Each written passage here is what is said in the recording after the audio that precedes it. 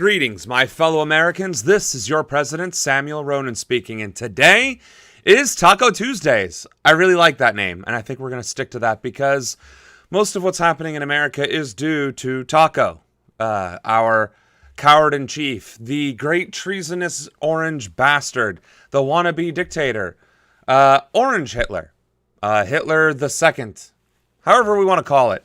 The reason why we found out that all of our family members would have been good Germans, unfortunately. So, we are back.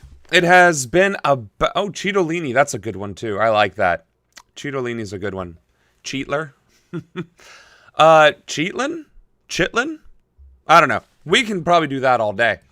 But I want us to just say that it has been a very crazy past few days, even since just Thursday of last week. I think the very next day on Friday, he immediately renamed the Department of Defense to the Department of War, but of course you can't do that legally, so now it's just a nickname to make it the Department of War.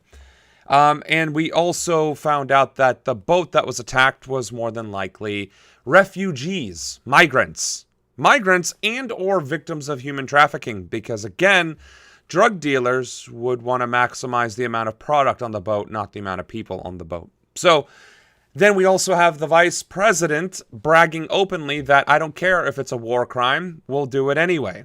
And then we had the Speaker of the House, i.e. the top two people in the order of succession, saying that Trump was an informant to the FBI, and that's why he was a part of Epstein, which then would have to legally imply that Trump actually witnessed the crimes being committed on Epstein Island and had to report on them, which would have, made him an accessory. Which goes back to the thing of them walking that back. There was so much shit that happened, and it was literally Friday and Saturday.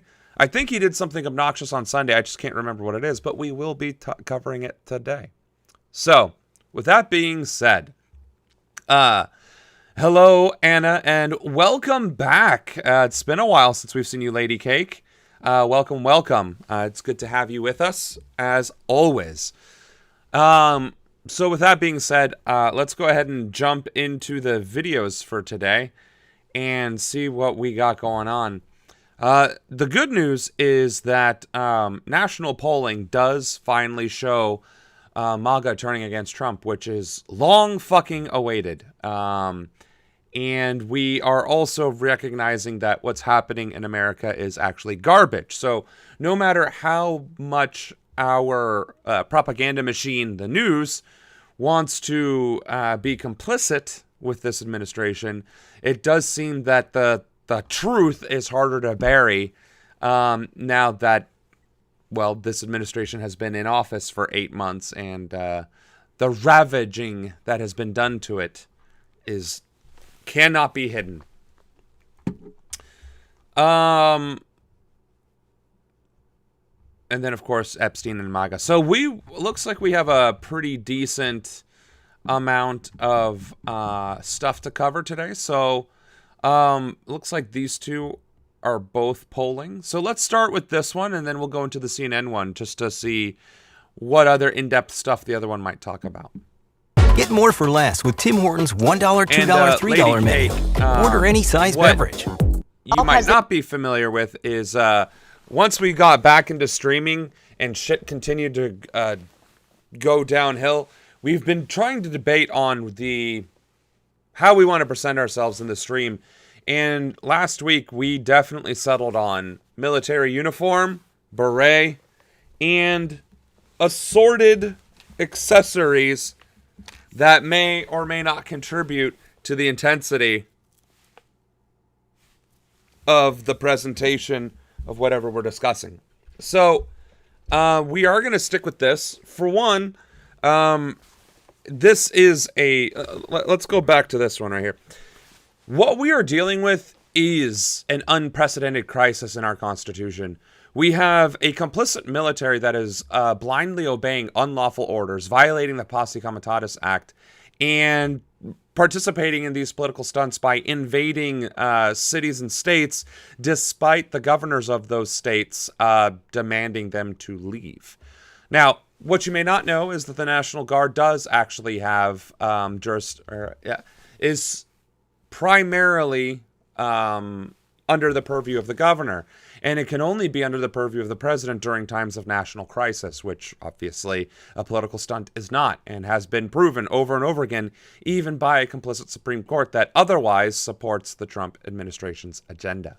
So what we have is a bunch of military folks blindly obeying orders, getting screwed by this administration on top of that, and terrorizing citizens with either their presence or with their actions. And so being part of that cadre and having the experience, background, and, I don't know, knowledge to call it out for what it is, this is the most, I think, poignant response to the administration, that I am both a veteran and a politician that has the history and the understanding, the knowledge, the backing to actually challenge this administration outright and to its face.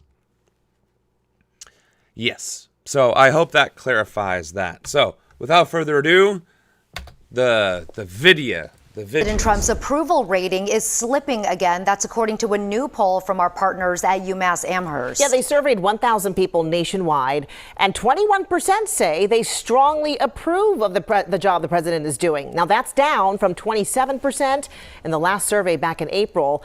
And look at this, 17% somewhat approve. That's actually really good news, because if you're going to cater to a demographic with marketing, you want to cater to the 25% that is strongly going to appeal to your message. And he no longer has 25%.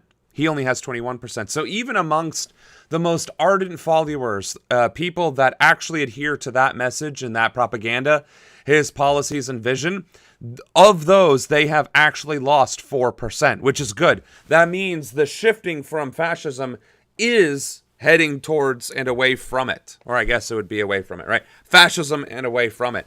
This is actually one of the most reassuring pieces of news that we could ever hope for. It's also interesting that they are choosing to put strongly disapprove in the middle for the biggest bucket, considering it should be reversed with somewhat disapprove. But that's neither here nor there. I guess that's more statistical manipulation by our glorious media. So besides Cheeto being Cheeto, did you hear about what happened in Georgia? South Koreans having ICE called upon them, costing us potentially billions of dollars. Oh, yeah. We are definitely going to get to that, because it's not going to just cost us billions of dollars in Georgia. It's going to cost us probably all of the new manufacturing that was going to come to America, which was only coming from foreign investors in the first place, because American industries are too fucking money grubbing and penny pinching to actually expand industries in America. So we are definitely shooting ourselves in the foot bigly with that behavior. So yeah, let's carry 49% strongly disapprove, and that's up from the last poll. 9% somewhat disapprove. That's another increase, and 4% just aren't sure. When it comes to issues, just which is kind of crazy. Like, how can you see what's going on in the world or in your country and not have an opinion on it? Like, how can you be like, well, I don't know if it's good or bad for the country, I'm just vibing. Bruh, there are military marching in the streets and brown people being terrorized by masked officers, agents of the state. Like, how? These are facts that you cannot possibly have missed or be ignoring. Like, there is no way to not recognize that of all the things that are happening in America, the one thing that is being on the news the most is Trump wanting to put the National Guard in our nation's cities, and that masked individuals are kidnapping and trafficking migrants, brown people, generally. Those are two things that are being constantly spewed across the news. So unless you are truly living under a rock and living with your head buried in the sand, you can't be alive in modern society and not know those two things are happening. And to say that, well, I don't know if that's a bad thing for society, really makes you a fucking monster. Truly a monster. If granted, supporting it makes you even worse, don't get me wrong. But considering you're just going to be like, it doesn't affect me, so I don't really care. Like, How fucking arrogant and selfish have we become as a society when we can watch literal Nazis kidnap the equivalent of the Jewish problem in America and just be like, doesn't bother me, not my problem. And then not question that. Because make no fucking mistake, what ICE is doing to Latino immigrants, or immigrants generally, is exactly what the Gestapo did to the Jewish community. It is verbatim, step by step, book by book, page by page, what the Nazis did. The only difference is they did it in German. And it was against specifically the Jewish people. But it was also against the transgenders, the queer, the disabled. It was against foreigners. So, like, make no mistake, just because we are taught in American schools that it was the Nazis committing the Holocaust against the Jews, that was not the limitation. It was anyone other than the ideal German.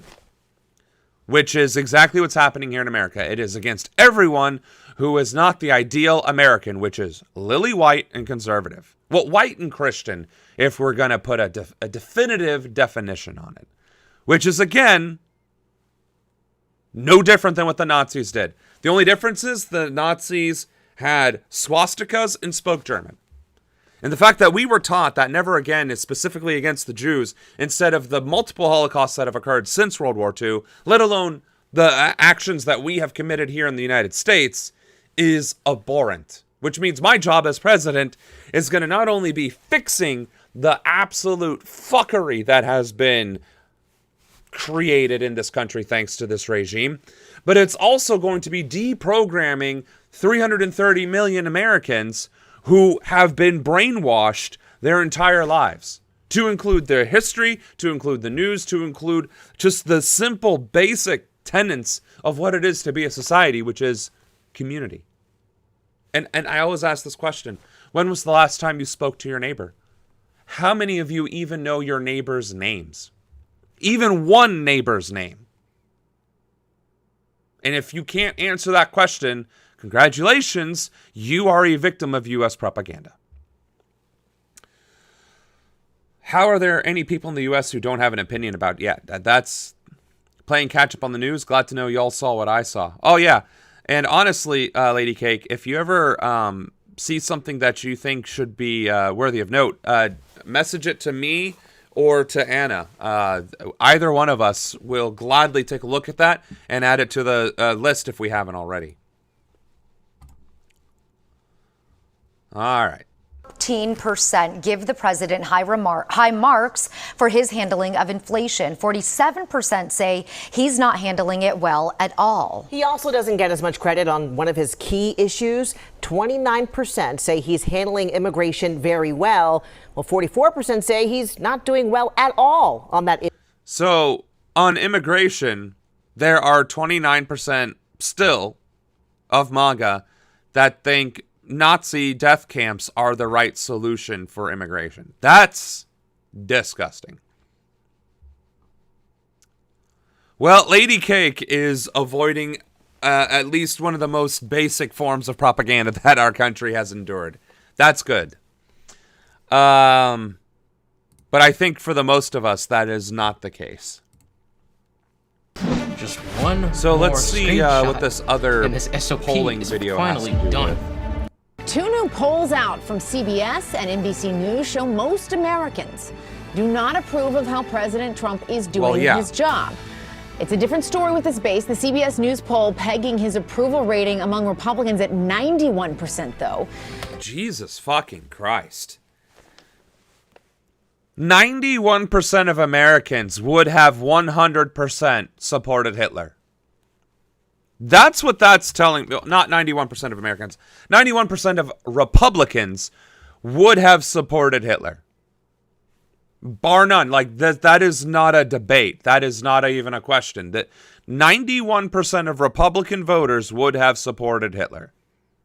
That is a disturbing, that is a very disturbing statistic that was just mentioned right there. The new polls coming as Trump puts his focus on deploying the National Guard onto the streets of D.C. while implementing hardline immigration tactics. CNN Chief Data Analyst Harry Enton is here to run the numbers on all of this, and we do have some fresh numbers today. So, Harry, what are they telling us? Yeah, I think they're telling us what we know about the Trump presidency is that Americans don't like it. So why don't we just take a look at these new polling that we have, and he remains underwater. Look, the CBS News poll, look at that. He's 12 points underwater. You want to go over to NBC? You want a different network? You can go to a different network, but it's the exact same story. 14 points underwater, double digits on this. This has been the story throughout much of the Trump presidency. He remains underwater as we get past Labor Day, Jessica. And just how consistent have Trump's ratings been? Yeah, okay. So this to me was the fascinating thing because, you know, I come on either every Saturday or Sunday or sometimes like this weekend, both days, and I talk about, oh, Trump's approval rating, he's underwater. I come up with some witty line or some line I think is witty, like he's more underwater than the Little Mermaid or something like that. And I decided to actually look, okay, how long has this dude been underwater? All right, so let's take a look at it. All right, negative net approval rating for Trump every single day in my aggregate of polls since March 12th. Since March 12th, in terms of number of days, 180 days in a row he has been underwater. That is basically half a year. You know, the NFL. So, you know, this is the part that also gets me. He is so deeply unpopular, broadly across the American electorate.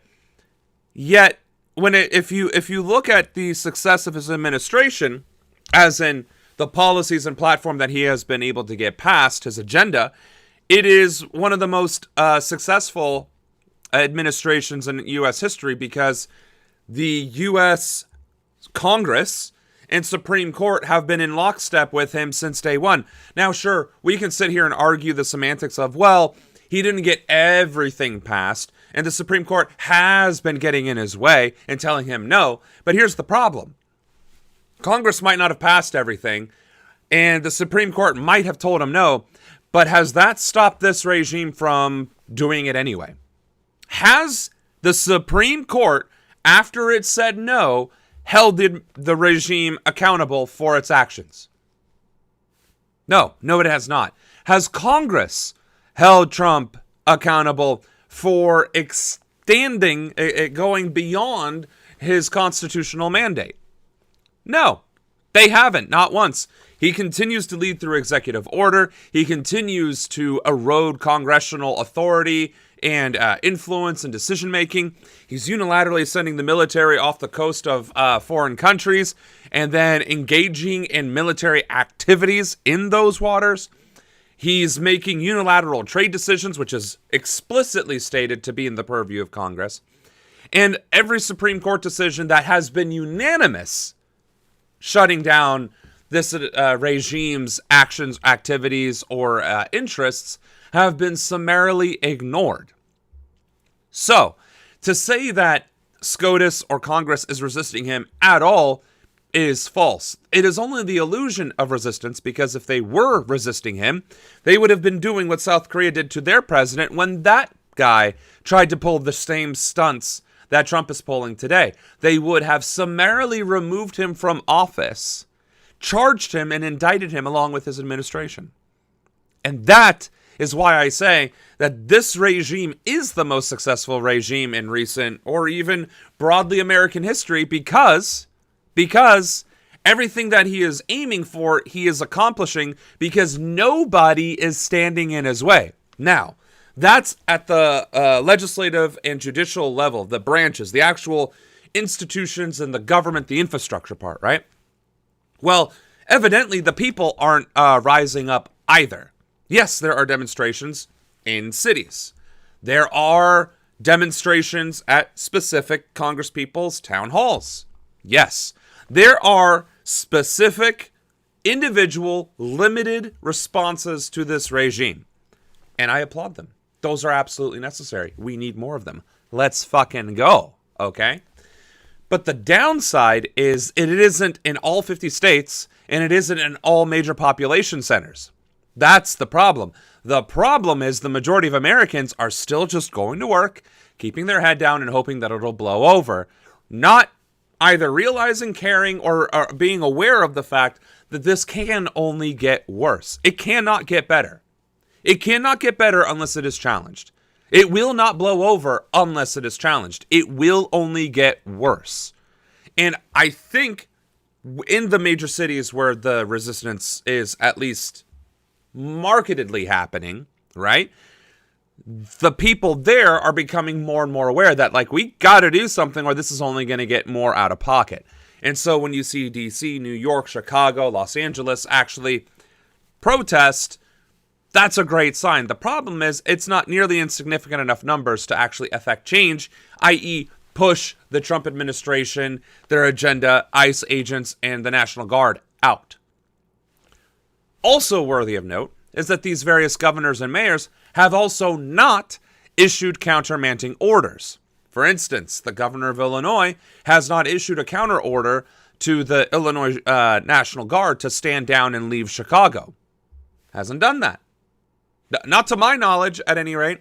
And the mayor has already said of Chicago that they are not going to comply with ICE agents, and yet ICE is still in Chicago. Why aren't you expelling ICE from Chicago? See where I'm going with this? Although there is lip service to resistance, and although there are people in positions of power and authority who are also giving lip service to this resistance, the actual resisting isn't occurring. And that is why we are here today. That is why, well, I'm stress eating. I mean, that's that. But the reason why we are here today and why we are talking about resisting in whichever capacity that may take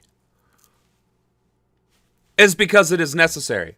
We cannot allow this to continue if we want to remain a free country, let alone a representative democracy.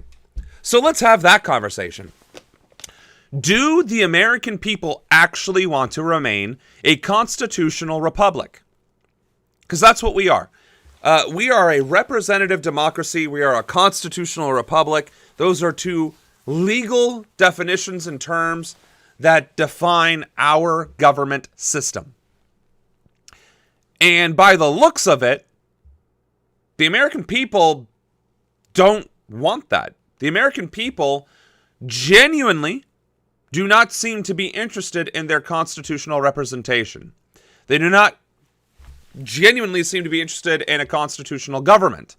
What they care about, from what polling is saying, they want actions to be taken decisively. They just don't want it to be heinous. They don't want to see, people's families being separated. They don't want to see children being slammed to the ground by people armed to the teeth. They don't want the Nazi-style fascism, but they aren't resisting it either, not overtly. We are tolerating it for now. Until, well, we don't have a choice to tolerate it, because then they're going to be marching down our streets.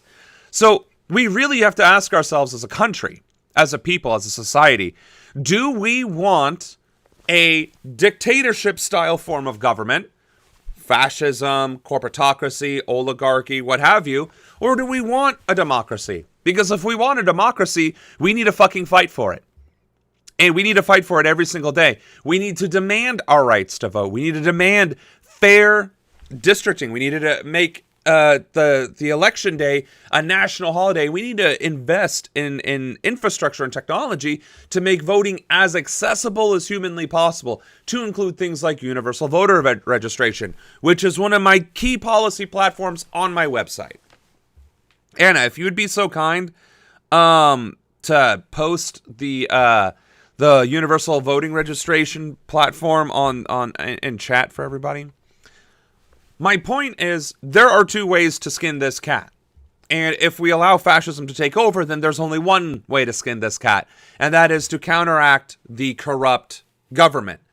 But once the Constitution is eroded and removed and destroyed, you cannot rebuild that same Constitution, right? And I get that I'm saying that with a cigar in the Oval Office with the military uniform on and a rifle, but that's the truth. Once a constitution fails and a dictatorship or a fascism emerges, that constitution is no longer salvageable. Which means in order to regain democracy, you not only have to depose the fascist, the dictator, the authoritarian. That's the first step. But then you actually have to rebuild and redesign an effective, presumably, hopefully, effective constitutional government system. So if we could just protect our constitutional system now and hold these criminals accountable, because our Constitution definitely has the means to do that. Our Constitution isn't what's failing right now, folks. That's not what's failing. The complicitness of all branches of government and the military in aiding and abetting this administration is why it is failing. So at worst, we throw these pieces of garbage into prison in a very, very deep, dark hole, and then maybe engage in some sort of permanent punishment. Then we pass a couple of amendments to make sure that that shit can never happen again. That would be significantly easier than deposing a fascist government and then having to recreate a constitution. Well, Sam, Mr. President, El Comrade, why wouldn't you just restore the original constitution if we were able to depose the fascist dictator in the first place? Well, that is a great question. Why would we not go back to the same constitution that was ignored that allowed the fascism to rise in the first place? Why wouldn't we do that? Because it failed. Not because the document itself or the structures itself failed, but because there were clearly not enough checks, balances, and redundancies in place so that it couldn't fail, right? Well, that doesn't make sense. What if all you need to do is add a couple amendments? Well, that may very well be true. Maybe it would only take a couple amendments. But then what if the amendment can get superseded by future constitutional conventions because Trump 3.0 shows up instead? You need to fundamentally ensure that the guarantees, the liberties are clearly spelled out, and that the rules of engagement for corruption are clearly spelled out, and that they are beyond reproach, above reproach, cannot be interpreted as anything other than if X happens, Y is the result. Removal from office forcefully if necessary, with trial, prosecution, and execution. Right? That is what is going to be necessary, but an amendment can be overwritten, just like prohibition. It was illegal to have alcohol in America, and then that was overwritten. You know what can't be overwritten? The Bill of Rights. You know what can't be overwritten? Article 1, Article 2, right? The articles of the Constitution and the Bill of Rights cannot be overwritten. They can only be added to, amended, or have something discussed to, but they cannot be countermanded in any form or fashion. So even if we passed an amendment guaranteeing universal healthcare, education, voter registration, housing, wages, like elimination of money in politics, elimination of political parties, and even elimination of capitalism altogether, a future administration with the support of 60% of all states could still override that amendment. Even though it passed, and even though it may have lasted for decades or centuries, a future constitutional convention could override it. But if it was part of the articles of the Constitution, it could not be overwritten. If it were codified into the actual Constitution itself, Article 1, for example, guarantees to the people, da-da-da-da-da. Article 2, establishment of the federal government. Section A, executive. Section B, right? As long as the actual articles of the Constitution codified into law the guarantees of universal programs, support, and rights, including privileges, including things like habeas corpus, right to property, this, that, and the other, our current existing Constitution could never fundamentally guarantee those things because of either A, interpretation of the preamble, or B, the ability to supersede any amendment beyond the 11th, or from the 11th forward. Does that make sense? So, if we allow fascism to happen, we have to destroy it, and then we're going to have to create a new constitution. If we can prevent fascism from happening in the first place, we can salvage our Constitution. Does that make sense? Because then we have proven that in the most dire moment of our Constitution's history, we were able to adapt and to overcome. But if we fail to do that, then there is no salvaging. Does that make sense? Well, Sam, wouldn't the same weaknesses that you just outlined to discuss the need for a new Constitution, those vulnerabilities still be present? Yes and no. Yes, they would still be present, but no, it would not be as much of an issue because we would have overcome as a country, as a society, to prevent it from collapsing in the first place. And that's the key difference. If we can come together as a country and prevent the Constitution's collapse or total erosion, then it is salvageable no matter how far in the distant future they try and undermine the amendments that may have been made. But it requires us taking action in the present and preventing the fascist takeover that is in the process of happening. So, let's take a look at chat real quick because, I love this guy. He's so happy to report how badly Trump is doing. Oh, yeah, the reporter. He also has such a thick New York accent. They just let him do whatever he wants. SCOTUS says no. Trump says whatever and does what he wants. As a civilian with no military experience, aren't you supposed to remove rank and military affiliation on your fatigue? Wouldn't want something bad to happen. Oh, well, here's the thing. If soldiers can go ahead and disobey posse comitatus, then I'm not worried about the Hatch Act in the slightest.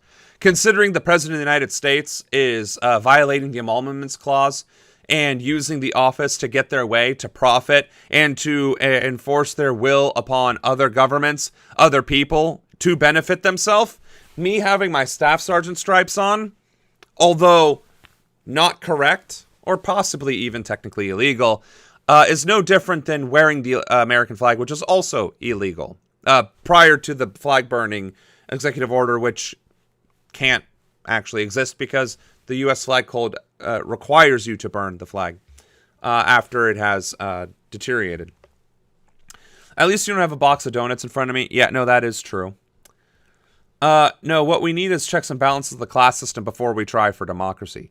Rich has gotten richer and they need a purge. I'm not going to disagree with that. But again, those are all things that require people coming together collectively, and a constitution that empowers it is something that would be necessary to enforce it. They will. Oh, yeah. We got the spice in chat. The founding fathers didn't anticipate a shameless scoundrel like Trump. They thought that everyone had a semblance of honor. But that's not true either, because they already knew that the southern states of the 13 colonies weren't going to give up slavery, even though that was on the docket to give up slavery. So they already knew that corruption was going to be present in this new United States of America. So no, I think the founding fathers did anticipate it.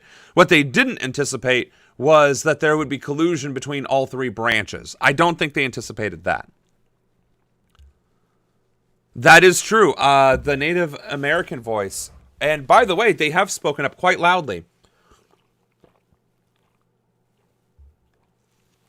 It is actually specifically in thanks to the indigenous tribes, the indigenous voices, that the alligator Auschwitz in Florida was ultimately shut down. It was because of them.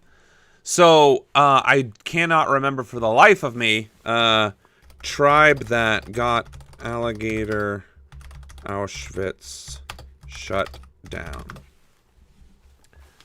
The Mikosuke, and I may not have pronounced that correct, but it's the Mikosuke tribe that has 1,000% achieved victory against the concentration camp in Florida.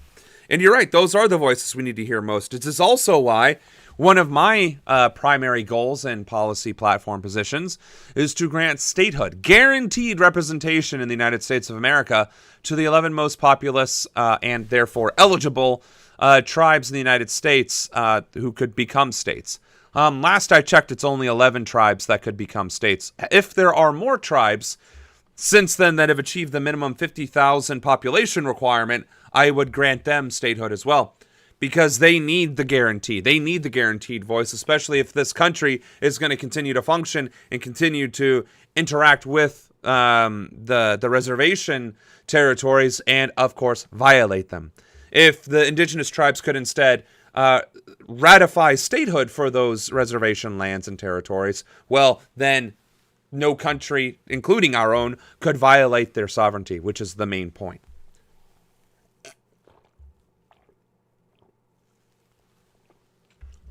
Got some screenshots of the press? Oh boy. Of me? Did I smile? Did you get my good side?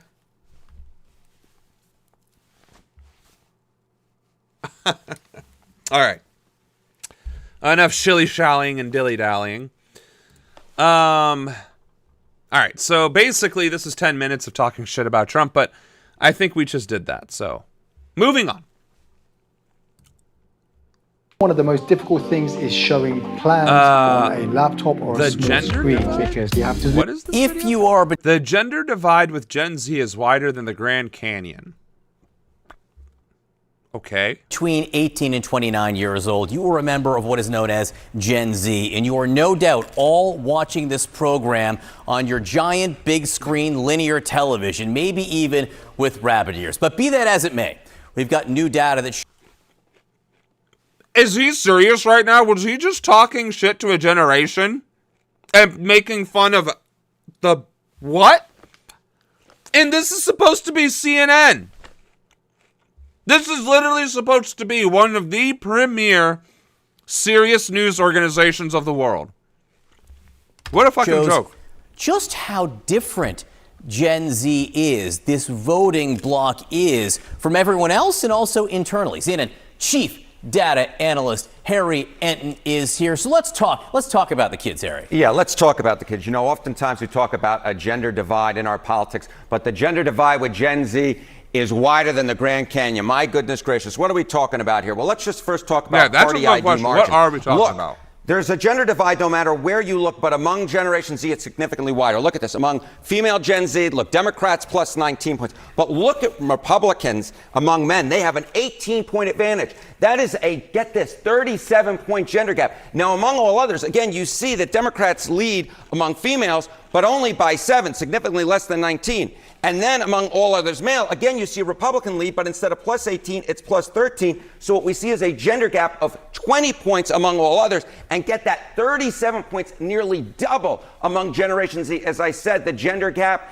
is a Grand Canyon wide, baby. It's like it's magnified. It's trends we see in overall society magnified. So the thing that strikes me the most about this fact is that it's not very surprising. And let me go into some detail there.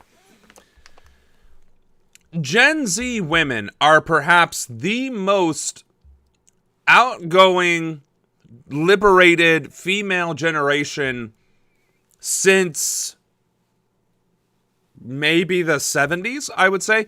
And even then, like, women didn't actually have rights in the 70s, right? So this is perhaps the first generation of women, Gen Z, that have not only had rights from the time that they were born, from the time that they got into school and the time that they graduated, but also the first generation of women who started having those same rights that they were born with stripped away. Now, millennial women didn't necessarily gain or lose rights until right now. Most of us, well, but I'm not a woman, but most millennial women were born with their rights, got to exercise their rights, and then started to try to establish themselves, but couldn't because, again, the economy is trash, right? And every promise that was made to us in the 90s was a fucking lie. So it is actually not surprising to me at all that Gen Z women are the most fiercely left-leaning generation, which Democrats aren't left-leaning. We know that. I know that. This channel knows that, but the nuance of liberal versus conservative is often lost on regular people that Democrats are not.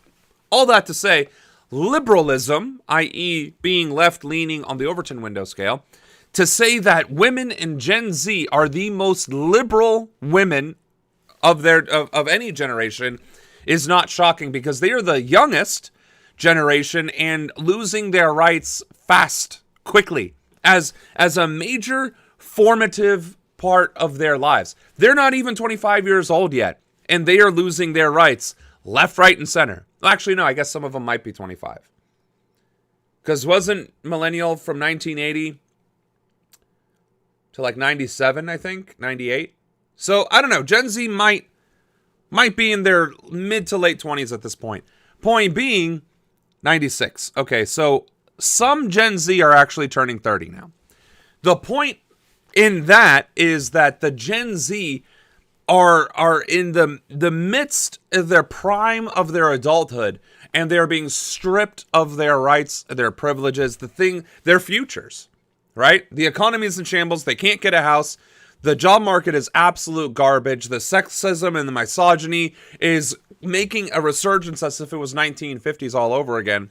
So the fact that Gen Z women who saw their mothers, their sisters, their aunts, their grandmothers be treated like dog shit and have to struggle and fight and be told by all those generations to stand up and stand your ground over and over and over again, fuck those men, fuck those jobs, fuck those bosses, do not allow them to hurt you. I mean, what do you think's gonna happen? Grandma, mom, auntie, and cousins all told Gen Z, do not listen to these patriarchal scumbags. Do not allow these conservative fucksticks to control you or to contain you. So, of course, Gen Z's women are going to be the most liberal. Or, better word, liberated. I think liberated is the correct word to use in this case. So, for me, not a shock. What is distressing, however, is how many young men, i.e. 30 years and younger, are conservative. Because that generation grew up together. They grew up only knowing war and conflict in this country. They grew up mostly knowing economic failure and downturns. They grew up mostly knowing that an education isn't going to get them anything at all. And they are the least financially stable or viable generation, period, dot, end of story. And they were exposed to electronics, the digital age, the internet from damn near birth. Millennials kind of at least got to experience the analog age, a little bit of the analog age, before it went fully digital, right? I had a cassette tape player. I had a Walkman. I had Space Jam and Coolio's Gangster Paradise cassette when I was a kid, which maybe I shouldn't have been listening to the second one, but I had that. I remember having a CD player, also a Walkman, I think is what they were called. And I had all sorts of CDs that I would listen to, headphones, the whole 9 yards.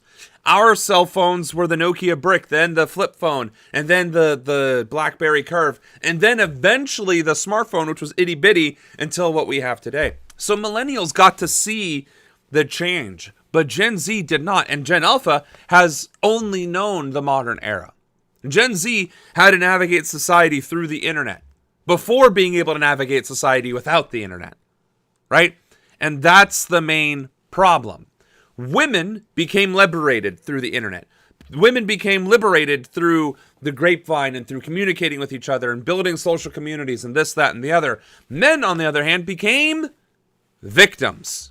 They became indoctrinated. They, unfortunately, are victims of the same things that caused societies to crumble in the past, but without the internet.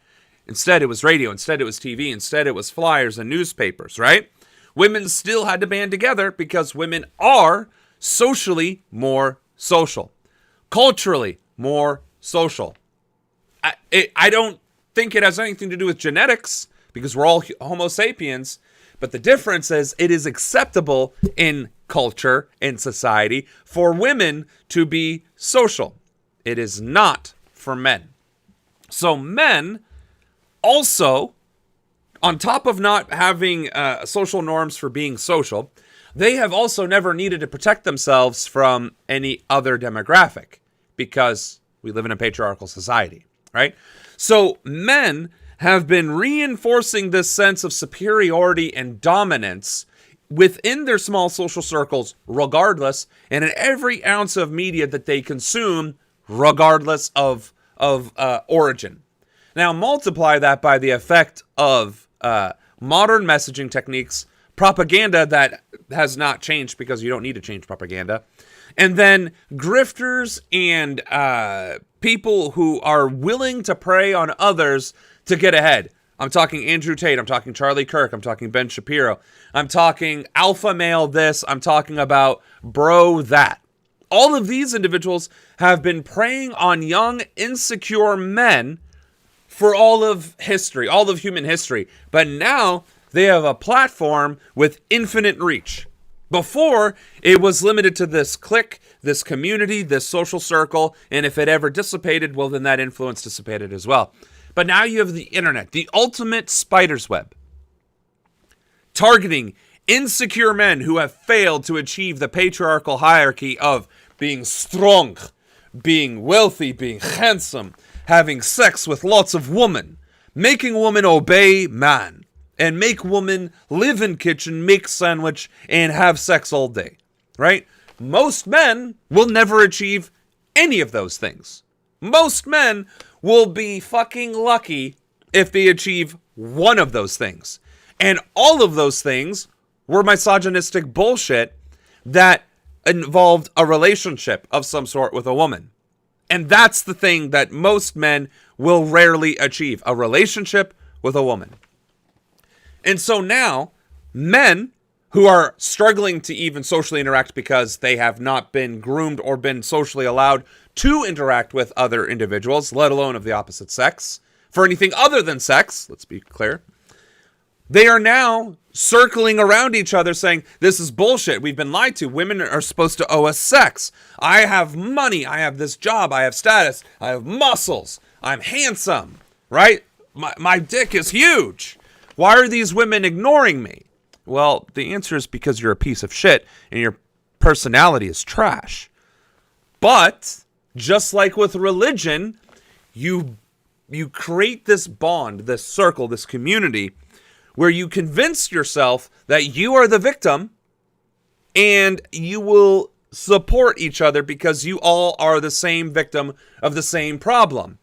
Christians are victims of Satan, of lust, of sin, right? Of the vapid behaviors of an immoral, derogatory society, right? And so they all go to church and they say how great we are because we came to church. Well, men, especially young, vulnerable, insecure men, band together, do the same exact thing, except they blame women, minorities, and society for making life hard for them. Even though society is literally designed around catering to men of any race, of any religion, although recently it has become more racist and discriminatory, favoring white men. All of which is to say, most of the active shooters are also white males between the ages of 18 and 35. So, I might be losing y'all here, and I don't give a shit, because to me, you have to talk about the boring part, the statistics, and make it understood, readily understood, that the incel movement was a natural evolution of a patriarchal society that castrated emotions from young men and boys and prevented fathers and grandfathers from instilling anything beyond rage and lust into men for thousands of years, but especially during the information age. I'm a victim of it. To this day, I struggle to express emotions, to cry, for instance. If I'm watching a show, if I'm reading a book, if I witness something moving, like, I don't know, children's laughter, a sunset, a sunrise at a beach, watching an emotional scene in a movie where, like, the main character dies or fails to rescue somebody, right? Something that should be moving. I cannot shed real tears. It's like my body feels the tear and then it's like, nope, we're shutting that shit down immediately. I am a victim of that same emotional castration. I'm not saying my father abused me. I'm not saying my grandfather abused me. I'm saying society instilled that in me and it was reinforced. And that is why I can say with absolute confidence that Gen Z is still a victim of the same shit I was a victim of. The difference is the men who are victims of it never achieved, what's the word I want to look for here? I want to say things like self-awareness, but that can't be right. Self-assurance, maybe? The men who are falling victim to the same, and let me rephrase. I'm a victim of the emotional castration, not the villainizing everyone else around me. My problems are my own and they were created by myself. That part I was immune to, partially because I'm probably autistic, but also because I can see the world around me and be like, no, that's racism, that's misogyny, and I want no part of that, right? Doesn't change the fact that I grew up very ignorantly and that I had to learn quite a bit about the world. Like, oh, you can't say that. Oh, wow, that was racist. I didn't know that at the time. For instance, the phrase colored people. I was raised referring to black people, the POC community, African Americans, as colored. And that has been way out of vogue since the 60s. So when you grow up in an extremely white and arguably racist town, it's no shock that you picked up racist things, even if you yourself aren't racist. I thought colored was the correct thing to say. I thought that was actually me being PC. I stood by that until I was corrected. Almost directly corrected. Like, you don't say that anymore. It's like, oh, okay. I will take your word for that because you are in fact black. But I don't want to refer to you as the blacks because I'm fairly certain that is also derogatory. And they're like, correct. That indeed is, in fact, derogatory. Just say black people or African Americans or POC. We're not going to punch you for any of those three things. And I was like, bet. I will take you up on that, right? I'm able to learn and to adapt. But younger, insecure generations, or it doesn't even have to be young, just the insecure male pandemic, right? The inferiority complexes, the propaganda does not allow the plasticity, the neuroplasticity to adapt. Because we also have never been allowed to be social, to interact, so that we can actually achieve neuroplasticity, right? So men being more conservative in a society that caters to conservative men is not a shock. The fact that the youngest generation, who has seen the struggles and pain and suffering of that, still being that conservative is a shock. But it's understandable because they are the first generation that has fallen full victim to internet influence and indoctrination. Which is why the First Amendment must and shall be protected. But the First Amendment guarantees you the right to free speech, to say things. It does not give you the right to a platform. And what is social media? A platform. What is selling a book? A platform. What's going on radio? A platform. The news? A platform. What's being a commencement speaker? A platform. That's right, folks.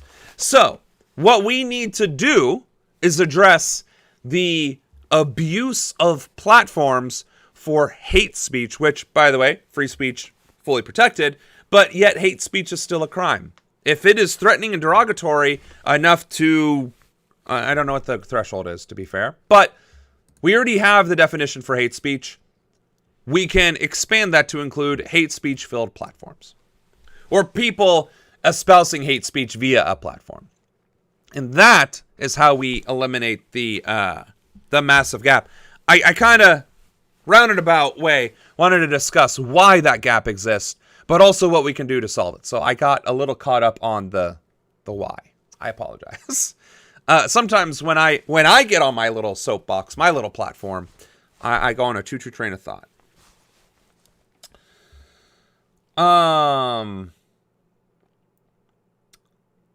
Red pilled, thank you. My Space Jam was my shit because it is. That was good. My dad got me a CD player when they first came out, and they cost like $300. which was super expensive at the time. Of course, he got me that because he wanted it. He kept that CD player until he passed in 22. Fair enough. It was a Russian accent.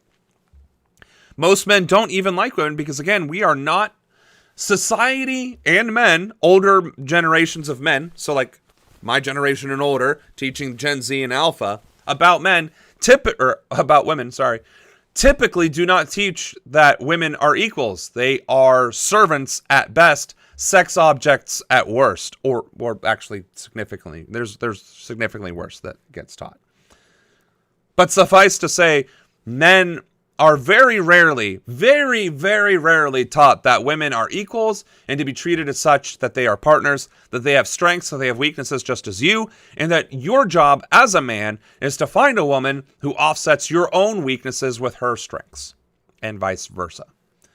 That is the rarity. That is the absolute, just as rare as diamonds. As rare as U-118, which doesn't exist as far as we know. Girl, same. I was like, did my Twitch get hacked? Oh, I see what you did there. They especially love to blame minority women. Exactly. The patriarchy hurts men as much as women. Exactly. And especially because if you are unsuccessful as a man, meaning you don't have a six-figure job or a six-pack, you're a failure as a man, even by other men in society, is ridiculous because, one, our society doesn't even allow for fitness. And most jobs, again, if you make $100,000 a year, you're in the top 10% of earners in America. So, like, you have literally assured that 90% of Americans, and then half of that, which would be 45% of American men, can never feel masculine because of their income. And then if you do fitness, only 1% of men or human beings, I forget that one. All right.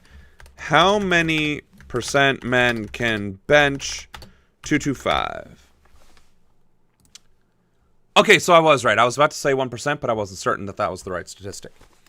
Only 1% of men on Earth, not just America, Earth, all 8 billion people, the 4 billion of us that are men, only 1% of that 4 billion can bench 225 pounds. So, you don't have muscles, and now you don't have a job. 99% of all human beings, to include men, so 99% of all men don't have muscles, and 90% of all human beings, or at least in America, which would be half of men, also will never have six figures. So, the likelihood of a man being successful or being considered a man, and by society's standards, is statistically impossible. You can achieve fitness or financial motherfucker.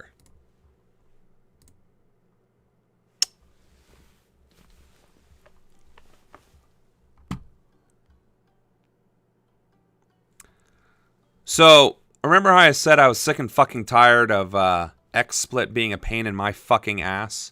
Well, OBS would have been through the YouTube videos. So, I don't know how Hassan actually uses it, but we were not going to get there. Alright, so at least the chat system is still working. Anyway, I apologize. Wouldn't be a stream without technical difficulties, right? So yeah, my main point, though, is even in terms of masculine milestones, financial success and fitness success, the overlap is significantly less. Like, how many men can bench 225 and make six figures or more?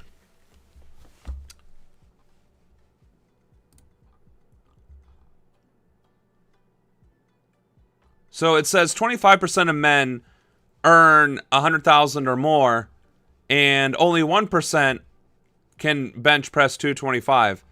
So if you were to combine that, it would be 0.25% of men make six figures and can bench press 225, meaning 0.25% of men in America are even men, according to social standards. And how is that ever going to be beneficial to anyone's psyche? So now that I lost chat, I'm going to have to read it from here. Sorry about that. They have any right to be doing so. Like, if minority women were to retaliate, they are good as dead. No, and that's true, because trans women have fought back. Black women have fought back, and they have gone to prison. A female victim of human trafficking, killed her abductor, and I think even helped free the other victims of the human trafficking, and she went to prison for murder. She went to prison for murder for 15 years before she was finally exonerated. Again, let me say this again, because I don't think I was clear. A victim of human sex trafficking killed her abductor. And she was sentenced to prison for, I don't know, 20, 25 years or so, for murder. And she was exonerated after, I think, 10 or 15. I forget what the article said. It's been a minute since I saw that article. Oh, and she was, I believe she was Latina. So a brown woman killed a trafficker and got sentenced to prison for murder. For murdering the man who trafficked her for sex. So yeah, no, the patriarchy is fucked. Cynthia Brown. Oh, she was black. My bad. Okay, Cynthia Brown, a child, murdered her abductor, who abducted her for sex trafficking, and she went to prison for murder. So, yeah, the patriarchy fucking sucks. And the weak, insecure men with inferiority complexes want to blame children for defending themselves, facing one of the worst experiences any human being could ever possibly go through, which is being abducted and then forced to undergo things against your will, let alone sex.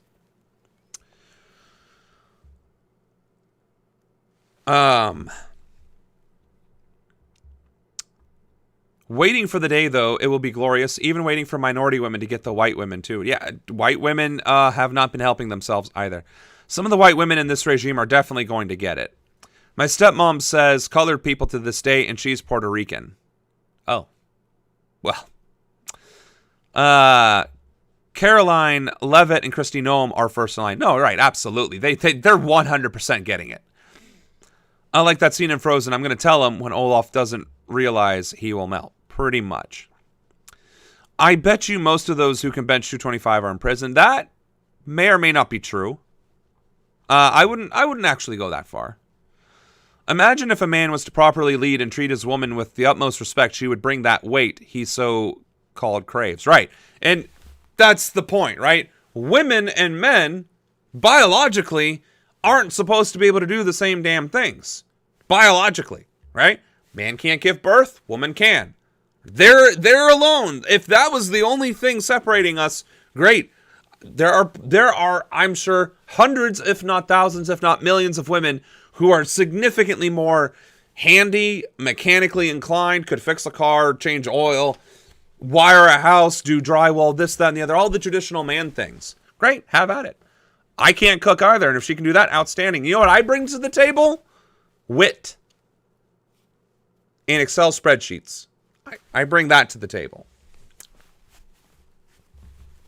And great taste in anime and music. So you see, like, and I am actually one of the men. All right?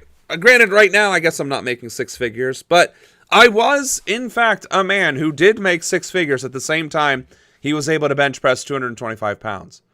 And other than that, I got nothing else going for me. Can I technically wire a home? Sure. Could I technically figure out how to drywall? Sure. Could I technically chop wood? Technically, I could swing an axe, but I would be very scared that I'd chop my knee or thigh. But that's the point. I am the definition of what society has deemed as manly and masculine. And thank you. And yet, in many ways, I don't give a shit about sports. I like cars in terms of that they drive fast and look cool, but I don't know, the first thing, I will pop the hood and it's Greek. It may as well be anatomy, right? I don't fucking know what that is. But yet, society will look at all that and then determine me as othered, even though I have achieved the primary goals of, you know, the fitness, the finances, and that I can talk to women, I guess. I don't know. That is one of the social ones. But because I don't give a damn about cars and sports, I'm instantly othered again. And so this whole Can I chat?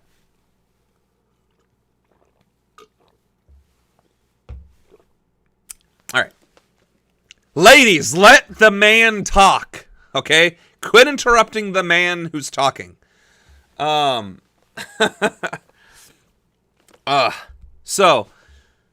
the main takeaway here is the definition of masculinity constantly changes as well. You have to do this, you have to do that, you have to like this. You can only be knowledgeable about that. If you aren't doing these things, you're still not a man, even if you're ticking off every other box. If you tick off every box except for one box, or if you tick off all boxes and then do something that isn't in one of these tick boxes, you lose your man card. So patriarchy and the definition of masculinity as it stands can only ever harm men broadly. Now multiply that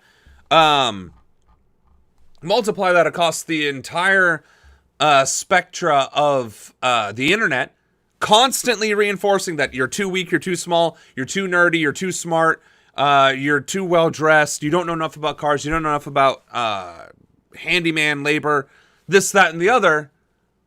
And now you're feeding somebody whose frontal lobe hasn't fully developed, who's in a group with other men whose frontal lobe haven't developed, and the only interaction they know is putting each other down.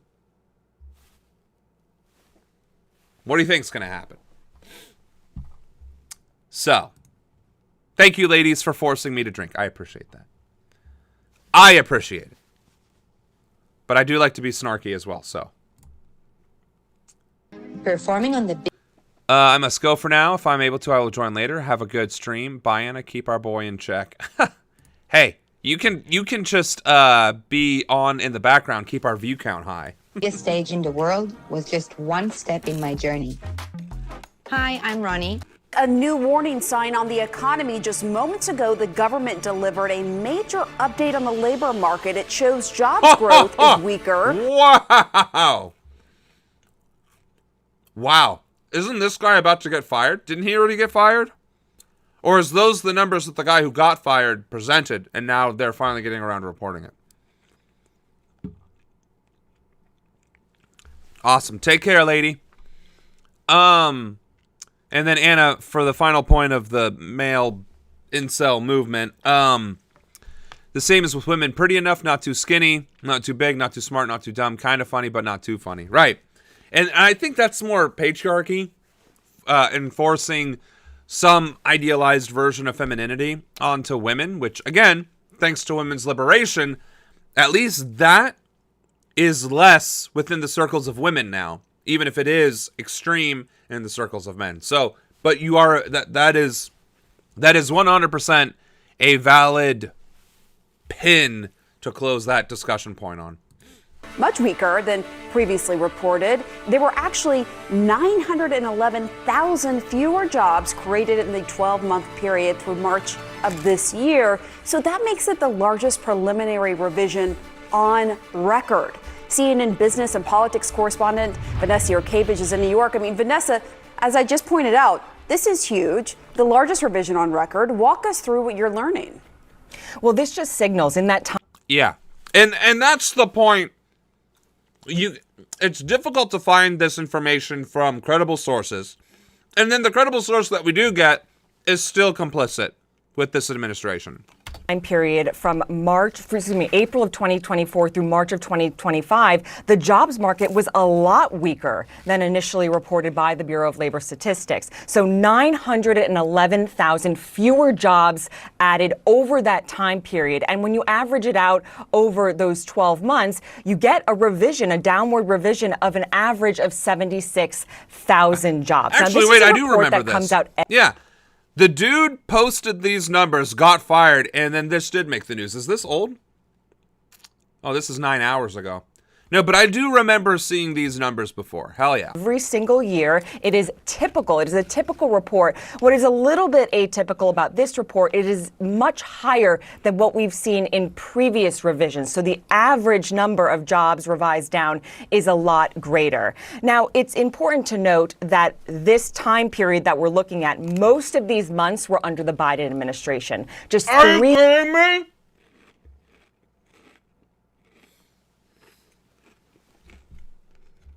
Are they really parroting the Trump regime's points that this was Biden's economy? What the fuck? Is CNN not supposed to be liberal news? Like, are they at least not conservative? Like, are they conservative now? Or is CNN MAGA? Is CNN MAGA? Good Lord. Months of this report was under the Trump administration.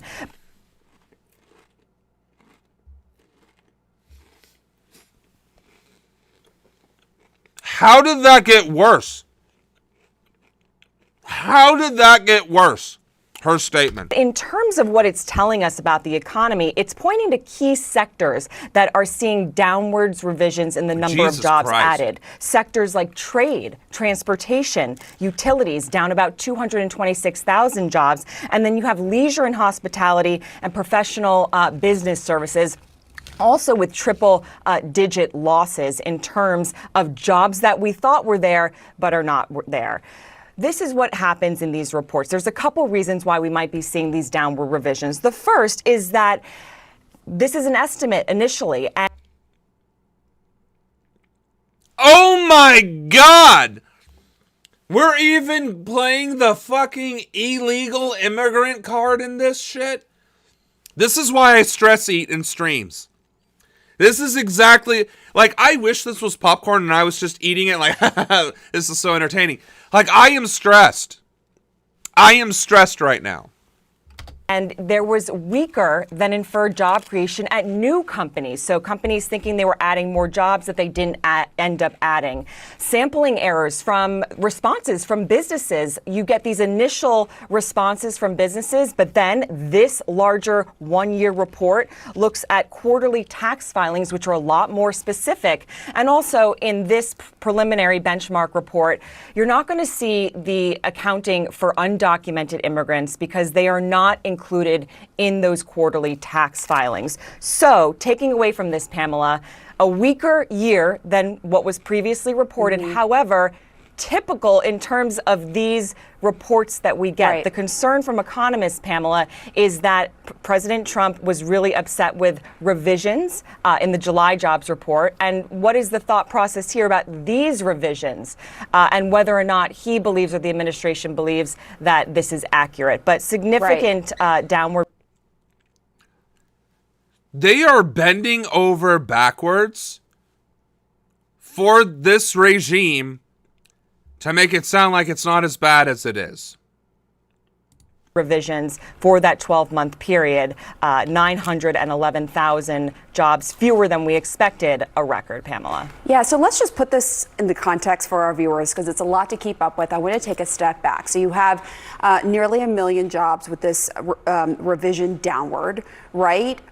There is an acting commissioner right now with BLS who is a career civil servant.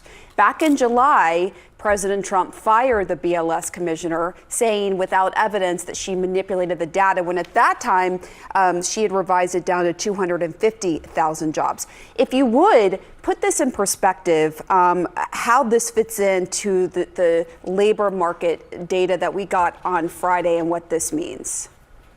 Well, what this does is this is looking at data and the jobs well before what we've seen over the summer. So this is backwards looking, but Okay, so if the first lady who got fired said that we were short by 250,000 and now it's damn near 750,000 more, wouldn't that seem to suggest that the 3 months that the Trump administration was being reported as the Trump economy lost 750,000 jobs?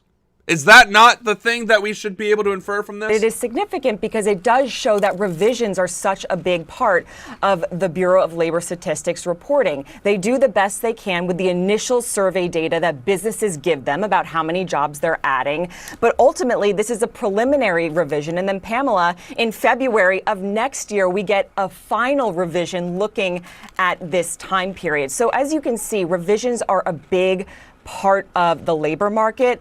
The concern is from some economists and from the administration is, does it really paint an accurate picture in the beginning if it's changing so much over time? There's a lot of reasons why these numbers start to change over the course of a year. This is going back to the fact that people are complaining that the vaccine rollout during COVID and the numbers reporting is skewed because we were adapting to the science and the results and effects as they were coming out, rather than having a plan in place because he scrapped that plan in the first place. So why the fuck is CNN trying to water down the fact that 1 million jobs had been lost in a 12-month period? That's what I want to know. That's literally what I want to know. Also, where's April 2024 through March 2025?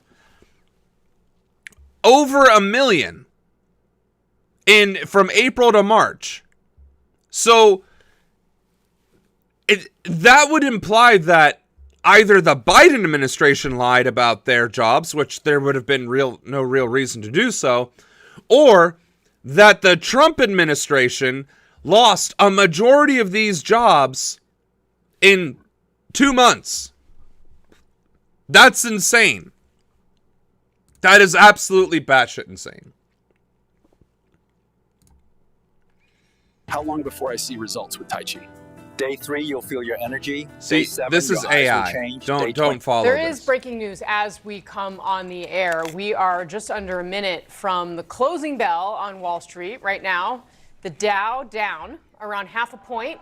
The S&P down about 0.4 of a point. And of course, the tech-heavy NASDAQ seems to be faring a little bit better today, down just about 0.1 of a point. This slide coming in since 2021. You may remember what was happening back then.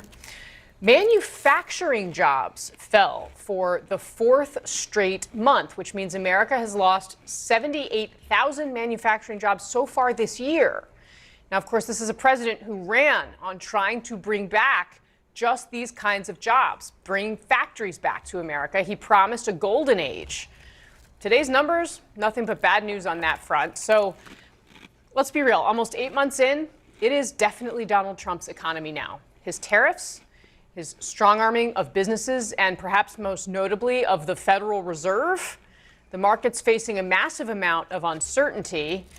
We're starting to get a little bit of a clearer picture of what that means, because today, faced with data showing that the economy is cracking, the administration's explanation, well, it's basically just to blame anyone except President Trump.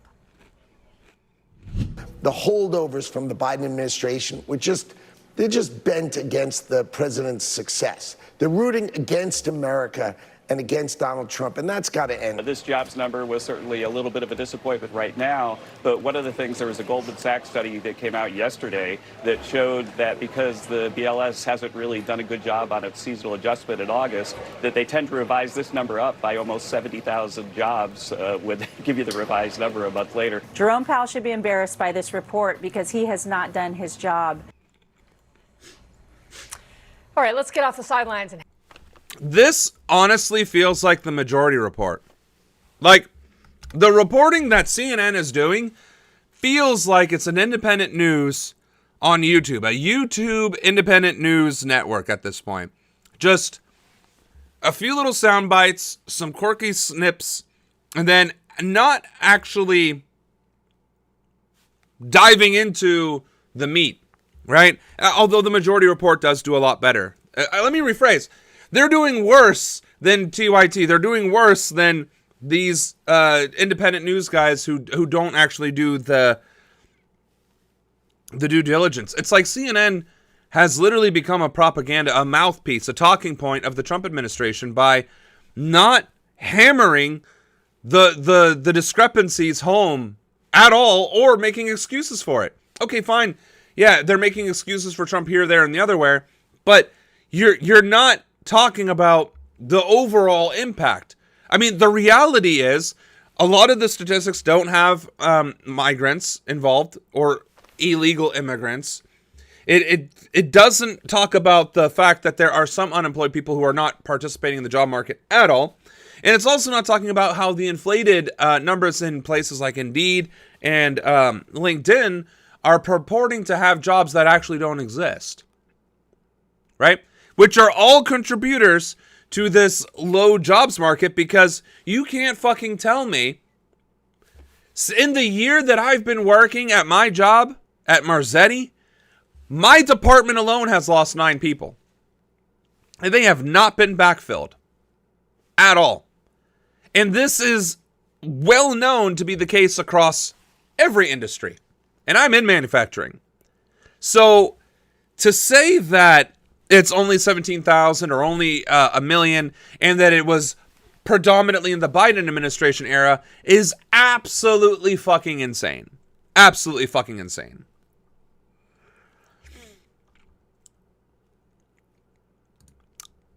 So yeah, I am very look at this comical Jim Carrey with the mask on expression.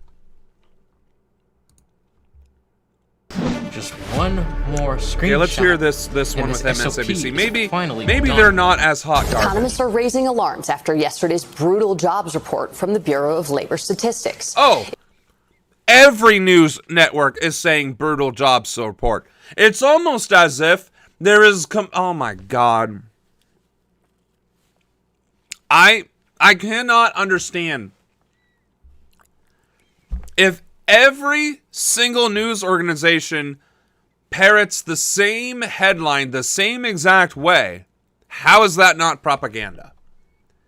And that's not, and it's propaganda that is trying to represent the jobs market, but it's not necessarily a scathing indictment of Trump either. It was the first report since President Trump fired the agency's leader after the previous monthly report, which the president didn't like and said was inaccurate.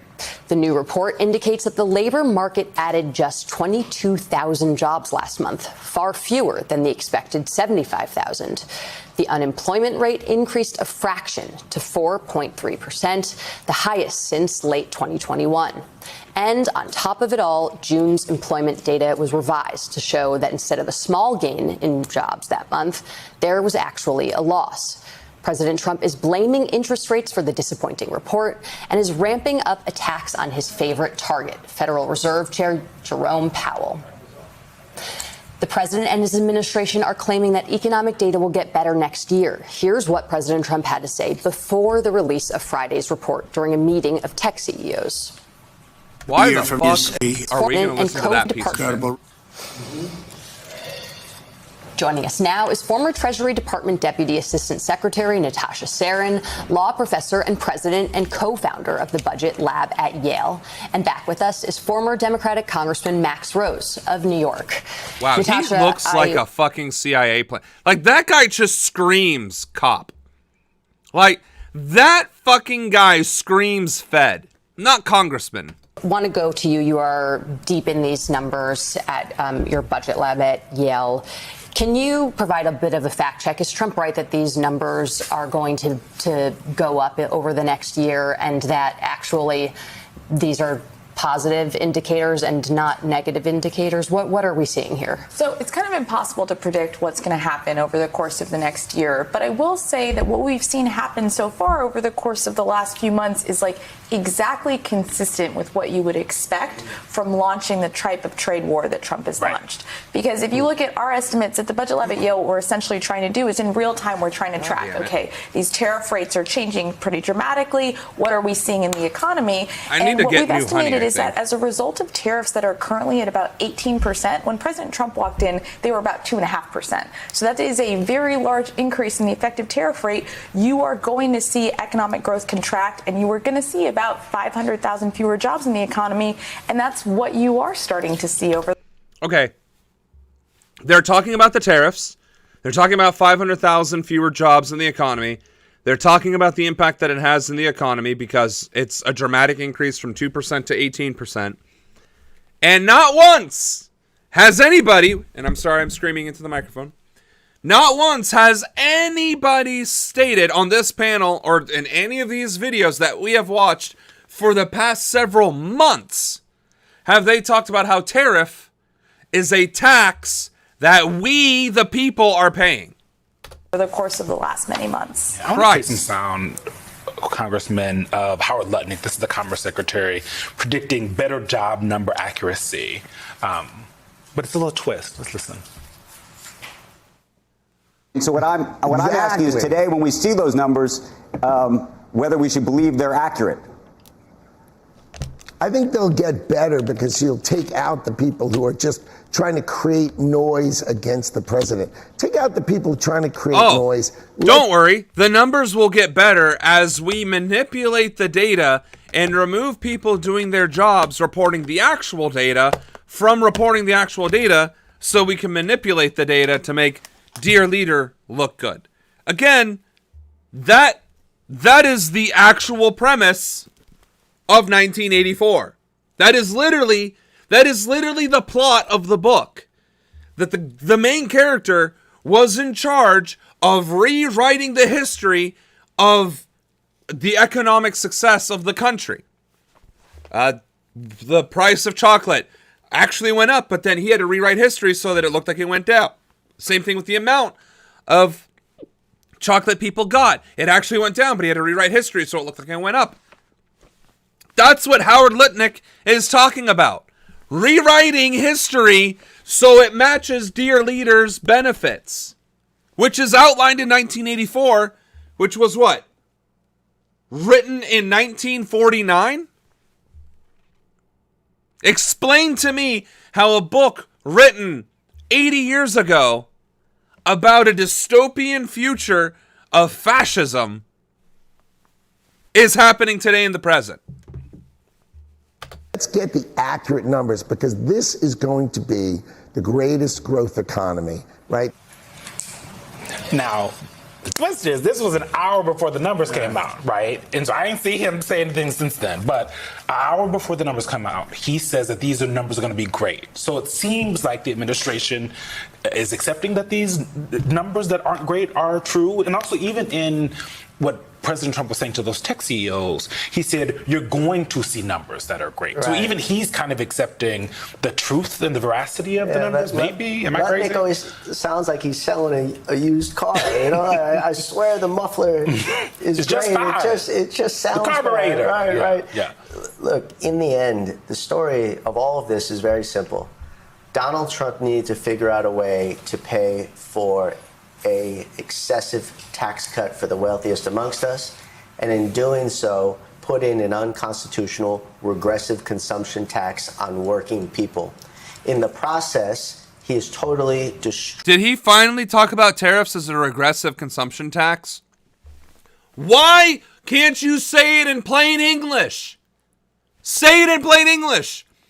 The regressive consumption tax on consumers is what the tariff is. That's all you have to fucking say, you bald-headed motherfucker. Destroying our economy for the majority of people. And what does that destruction look like? It means it's harder to get a job. And that's undeniable right now, just anecdotally. I'm not a fancy economist, but I hear from my friends, I hear from people on the street. It is harder to find a job, and as a result, people are scared out of their minds. That cultural shift in this country is absolutely undeniable. It doesn't matter what type of blindly sycophantic apparatchik he puts in place to change the stats in the future. Yeah, because for the first time since 2021, we now have more people looking for jobs than there are jobs, which seems like a concerning statistic to me. And there are like a couple of pieces of that are super important. So one is that actually it is harder to find a job at the moment. It's actually not that we're seeing a lot of firings in the economy. It's that you're seeing a lot of stagnation. People aren't hiring. And it's also, again, what you would expect in an environment where businesses have no idea what the tariff landscape is that they're going to be operating under. So how do they decide who do I want to hire or where do I want to invest? The unemployment rate for young people is about 10.6% right now. That is the highest it's been in the last decade at any moment absent the pandemic. The unemployment rate for African Americans is taking up very substantially. And why we're worried about those things, obviously we're worried about people being able to find jobs, but we're... Again, this goes back to the patriarchy. This economy, this country caters to white men hand over fist, right? Hand over fist. If you're a white man, you have double the chance of getting a job than a black man, let alone a black woman. And if you look back, if you're a child, okay, fine, children shouldn't be, working, I guess. They should be going to school and living their lives. But then you're getting into the young adults. 20 to 24 are at nearly 10%. That is Gen Z. That is the eldest of Gen Alpha, who cannot get jobs because they are cutting and slashing entry-level positions left, right, and center. And then they put 25 to 54. Well, guess what? I bet if it was 25 to 30, it would still be around 8.7. If you did 30 to 35, it might be 7.6 or 8.3 or something. But because you're including 54-year-olds, professional levels, right? The 40 to 54-year-old cadre, yeah, that is going to be a lot lower because you're an executive, you're a supervisor, you've been a manager. But us young motherfuckers who haven't had the chance yet to be supervisors or managers, or are finally stepping into those roles, are going to be the first ones removed because, they're a young supervisor, we're not going to take a chance on them. So, not only that, but unless you're a white man, you're fucked. Unless you're a white man, you're fucked, which proves that these numbers, right, the averages, that 3.5% of the 13.9, the remaining 10.4% of that entire statistic is everybody else. That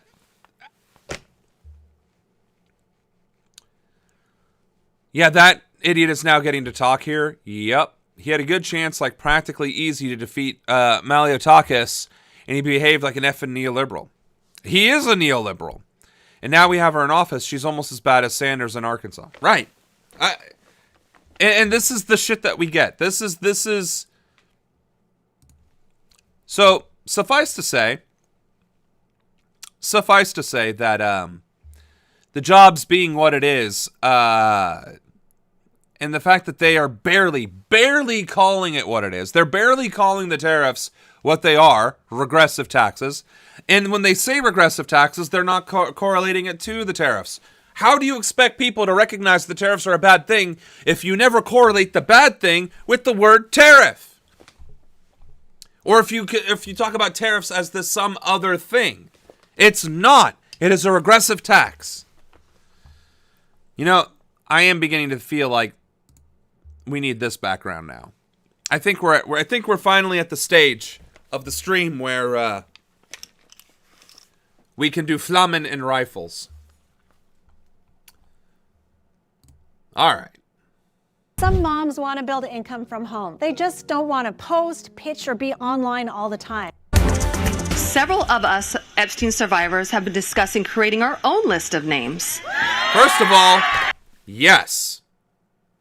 Second of all, don't threaten it. Just do it. Like, I'm not going to tell you what to do. You're the victims. It's your choice. But, just do it. Like, literally, just fucking do it. Don't wait for permission. Don't wait for a good time. Don't try and get Congress to do X, Y, and Z. Publish the list, and then force Congress with their pants around their ankles to be like, I guess we'll do something about it now. Exactly. That's my point, anyway. And since Anna is a woman, she can say that with authority and not be sexist about it. But carrying on. Yes. We know the names. Many of us were abused by them. Our demands are clear. Elaine Maxwell must remain in a maximum security prison for the rest of her life.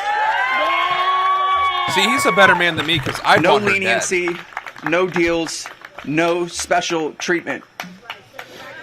The Epstein documents must be unsealed. Every name, every detail, no more secrets, no more protection for those who preyed on the vulnerable. And finally, we demand full accountability from every enabler, every accomplice, every person in power who turned a blind eye. The justice system was not designed to serve the powerful. It was meant to protect the people. I was just one of the many young women trapped in his orbit. I was even taken on a trip to Africa with former President Bill Clinton and other notable figures. In those moments, I realized how powerless I was. If I spoke out, who would believe me? Who would protect me? Epstein himself was the most powerful leader of our country. Epstein surrounded himself, with the most powerful leaders of our country and the world. He abused not only me, but countless others, and everyone seemed to look away. The truth is, Epstein had a free pass. He bragged about his powerful friends, including our current president, Donald Trump. It was his biggest brag, actually. Jeffrey Epstein, sexual abuse survivor. See, that's what I'm not understanding. We have the actual victims who were the literal eyewitnesses, the victims themselves that were there being abused by these very same people, and that barely makes the news. Yes, this is CBS News on YouTube, but that should, these right here, all of these statements, these testimonies, should have been the only thing being played on the news. On repeat. But instead, they talk about Taylor Swift's fucking engagement. They talk about the jobs reports, which is still bad, don't get me wrong. But, if you want to get the motherfucker, this is how you get the motherfucker. And this is barely even talked about. Sorry. To continue its ongoing investigation into the Epstein case. Let's bring in CBS News congressional correspondent Caitlin Huey-Burns, joining us live now from Capitol Hill. Caitlin, thank you for being with us. House of Reps? What do we know about this latest push by Congress to get more transparency when it comes to the Epstein case? HR 672. I'm stupid. I'm sorry. Well, this is something that leadership up here on Capitol Hill had hoped would die down on the Republican side during the recess, and it really didn't. In fact, it intensified. And yesterday, a bipartisan push to gather signatures for a discharge petition gained steam, which a discharge petition, essentially you have to get 218 and 12 of these signatures, fuckers didn't even and bother then that voting. would force a vote on the House floor, and in this case to vote to release all of the Epstein files.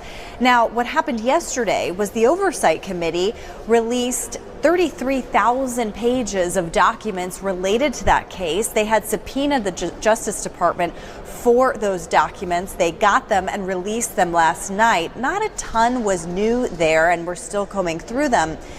But from the perspective of House Republican leadership, they would like that to be the avenue where this goes. And they're hoping that that will quell the calls from some members of the base for more of these documents to be released. So by this vote today, they essentially... Well, here's the thing.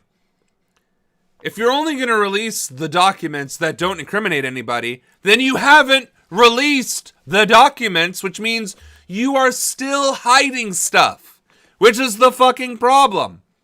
And it's not like you're hiding stuff about aliens, right? You're not hiding things about Bigfoot. You're not hiding things about nuclear energy or hydrogen technology or weapon systems or anything like that. No. What you are doing is you're hiding information about the most powerful people on the planet, to include your peers in Congress, and hiding the fact that you participated in one of the most heinous acts a human being can participate in, which is human trafficking and pedophilia. That's what they're hiding. That is what this administration is hiding. That is what this Justice Department is hiding. That's what this FBI is hiding. And that is what this Congress is fucking hiding. Protecting pedophiles who supported, abetted, aided, and participated in human trafficking of children and then raping them. That's a fucking problem. Agreed that the House Oversight Committee will continue this investigation, and this is meant to deter any Republicans from signing on to that discharge petition.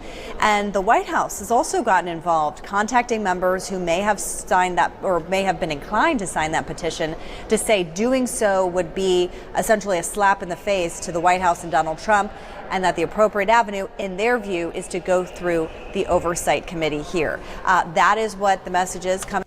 You know what the saying is? If people insist that you use the proper channels to get something done, it's because they control the proper channels and they know it'll disappear. And as you just saw, it passed on the House floor. Now, Caitlin, you mentioned there wasn't really anything new in this 34,000-page document. So what was in it? That's right, and we're still kind of combing through this, but a lot of this was already seen in previous dumps of information. The bottom line here is that the Oversight Committee would like to keep going with this, and they are ready to subpoena for more documents. So that will be the place to look for additional information coming out. But the Oversight Committee, of course, is chaired by Republicans. Democrats are arguing that it will kind of be mired in politics, and it won't be able to gather all of the information, all of the documents out there, and their argument is that the White House could be in charge of releasing those. So still a lot of partisan politics being played here, and I should note also that that Democrats have really seized a political opening. Notably, they didn't call for this before Trump was in office. This was something that kind of festered on the right, but Holy shit! Did she bring up a valid point that kind of pointed out that this is all just one big political brouhaha, and that this isn't about actually releasing the Epstein files and getting justice for these victims, but seeing who can walk away from this the least scathed? That's impressive. CBS News, the only news network in America that might occasionally tell you something worthwhile. Democrats have certainly seized this opportunity and are looking for any sort of political advantage, and are trying to see it through this one. Caitlin Huey-Burns, thank you so much. Yeah, that's Hey, stop playing with your... Really, all I can hope for is that if this hasn't settled itself by the time we're in office, that whoever's still left alive can be properly punished for this. So that's where I'm at with it. This is Democracy Now. Democracy Now. DemocracyNow.org, the War and Peace Report. I'm Amy Goodman. Amy Goodman, I like listening to her. She usually has good points. From the late sex offender Jeffrey Epstein's estate, including a birthday book given to him by friends. The book includes a sexually suggestive note and sketch of a naked woman that appears to be signed by Donald Trump. In the text, Trump says, "We have certain things in common, Jeffrey." It concludes with Trump writing, "A pal is a wonderful thing. Happy birthday, and may every day be another wonderful secret," unquote. The White House has denied the letter was created by Trump, but the New York Times has revealed Trump's signature is very similar to his signature on other documents from that period, a simple Donald. A second page of the birthday book featured an image of Epstein holding a large check. Democratic lawmakers said the photo showed Epstein and a longtime Mar-a-Lago member joking about selling a, quote, fully depreciated, quote unquote, woman to Donald Trump for $22,500. As pressure grows on the Trump administration to release the full Epstein files, we turn to look at how the country's largest bank, J.P. Morgan, enabled Epstein's sex trafficking operation and profited from its ties to Jeffrey Epstein. On Monday, the New York Times published a major expose on J.P. Morgan's ties to Epstein. It's based on more than 13,000 pages of legal and financial records. According to the Times, J.P. Morgan processed more than 4,700 transactions, totaling more than $1.1 billion for Epstein, including... See, this is the part that really grinds my gears. How is it we have an 18,000-page expose, a 34,000-page release of the Epstein files, hundreds, dozens, scores, whatever it is, victims coming out of the woodwork, the memoir, the convictions themselves, the fact that there are flight logs, the fact that there are sealed documents related to this case, the fact that all this shit exists, and yet every single motherfucker that is still alive that was associated with this piece of shit, that got indicted and sentenced and put in prison, are still at large. There has not been a single arrest made with regards to the Epstein trials or the ring, the sex trafficking ring at all. Not one arrest has been made. Even after a couple of the names were in fact named, there wasn't an arrest made. So, what the fuck? All of this evidence, you don't even need a trial at this point. Like, the evidence is there. These people were there. These were the victims. They have the names. They fucking were the victims. Like, the fact that these people still exist, there were 4,700 transactions totaling $1.4 billion. And that's not the only bank that dealt with him. It fucking kills me. It seriously fucking kills me because the court of public opinion is, rarely a good thing, right? You never want to just rely on the angry masses, right? The pitchforks and torches, because anybody with sufficient charisma and oratory skills could rile up the crowds, okay? But we're not talking about, election season or speeches being given. We're talking about over 250 victims who were victimized by former and current presidents, CEOs, and world leaders. These are the things that are supposed to topple nations, to crush institutions, to devastate power, to create power vacuums with their destruction. The fact that the Epstein files have done fucking nothing, haven't accomplished a single thing other than stirring a little bit of controversy, has not gotten a single person fired, not a single person thrown in prison or executed, is batshit insane. That is the absolute failure of our criminal justice system, of our Constitution, that people can be that powerful, that influential, and be above the law after committing those crimes. I mean, the fact that Israel is committing genocide against Palestinians and we're doing nothing about it is still fucking egregious. The fact that every single one of those people that are pearl clutching about Epstein also voted to send guns and bombs and missiles and military armament to Israel is not lost on me. But the fact that they're pearl clutching on Epstein, we have no redeeming qualities as a country with these pieces of garbage in power. It's shocking. And the fact that JP Morgan stock didn't even flounder after this expose, or that JP Morgan wasn't, challenged or anything, right? Totaling more than $1.1 billion, including payments to some of the women who were sexually trafficked. The bank arranged for Epstein to be able to pay those victims both in the U.S. and in Eastern European countries and in Russia, says David Enrich, deputy investigations editor for the New York Times. Epstein operated in large part because he had unfettered access to the global financial system. And for many years, it was JP Morgan that was providing him with that access. Like the guy, Jamie Morgan, the guy. Yeah, I already covered the fucking birthday card. MAGA is not abandoning Trump over this, though.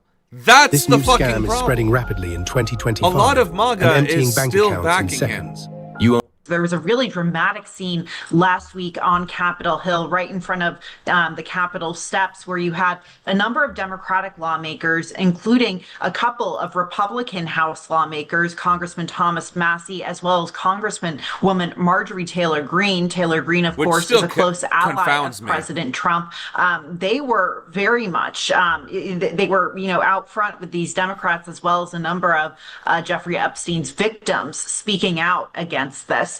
Now to the United States, where Democrats in Congress have released a suggestive birthday message allegedly sent by Donald Trump to the child sex offender Jeffrey Epstein. The letter refers to Epstein as a pal and appears to be outlined by a drawing of a woman. Well, the president has called it false, malicious and defamatory, saying these are not my words, not the way I talk. Also, I don't draw pictures.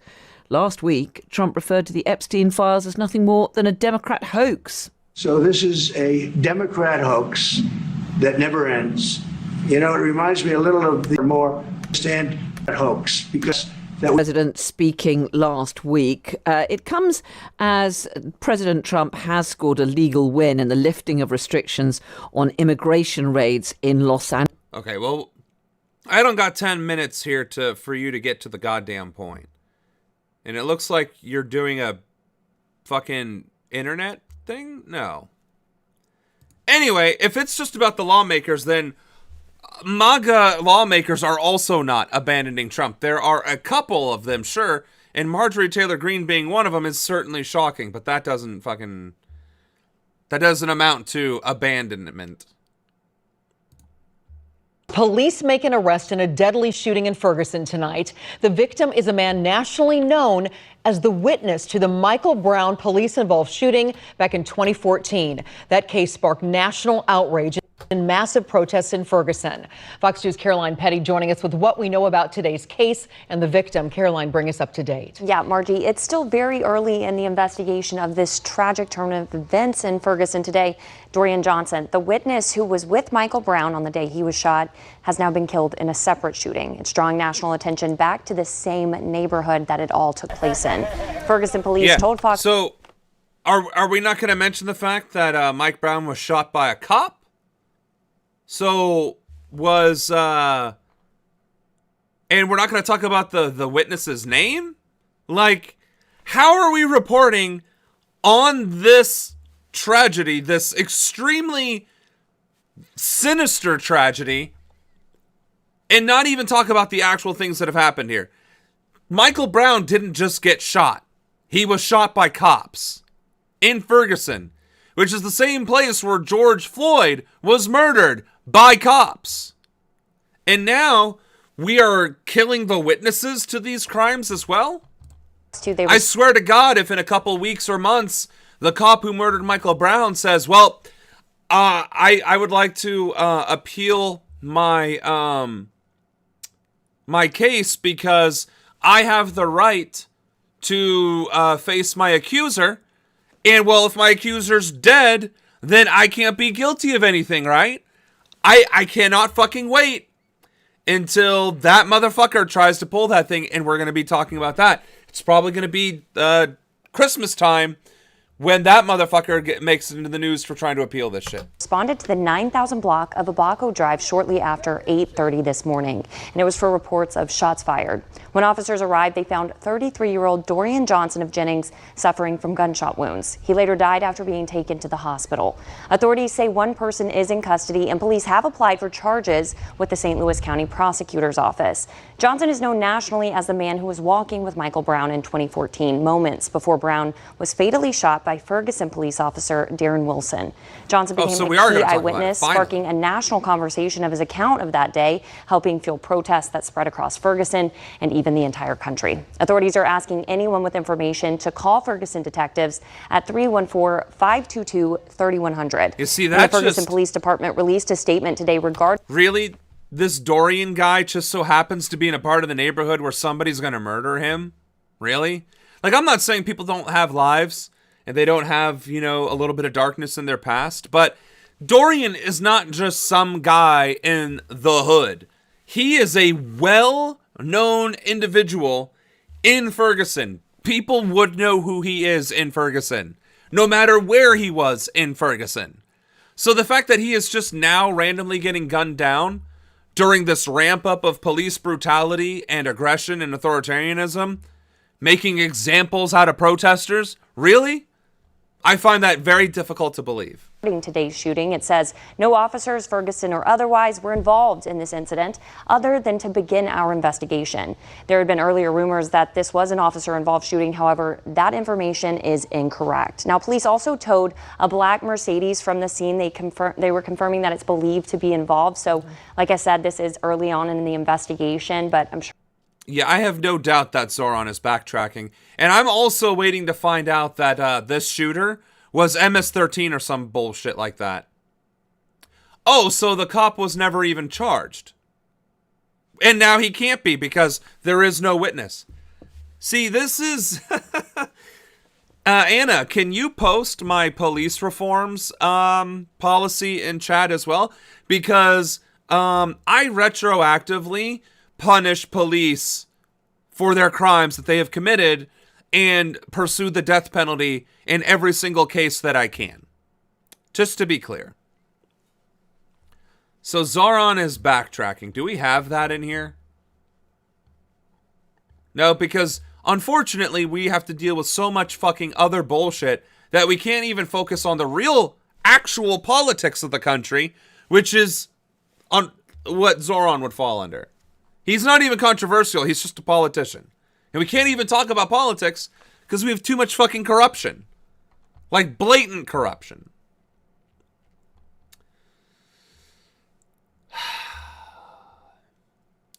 Speaking of the corruption. Get more for less with Tim Hortons $1, $2, $3 million verdict Order against any size Eugene beverage. Carroll.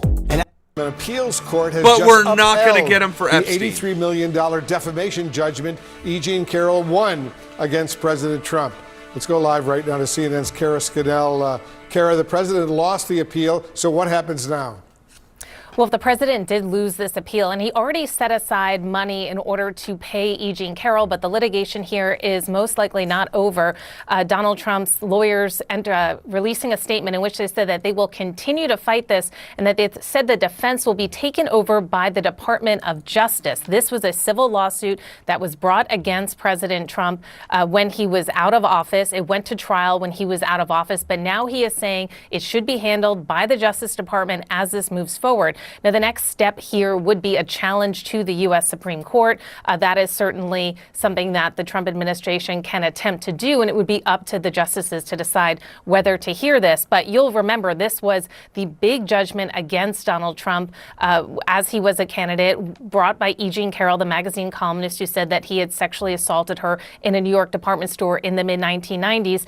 And she went on trial twice. The first time, a jury found that Trump had sexually abused her and had defamed her when he denied the assault, when he said that she wasn't his type, and when he said that she made up the claim to boost sales of her book. That jury awarded her $5 million. Then they also had a second lawsuit that went to trial that was just focused on the defamation. And it's that decision, that is this $83.3 million verdict, that the jury had awarded Carol. Now, so, I mean, the motherfucker lost 2 separate trials against the same woman who he sexually assaulted.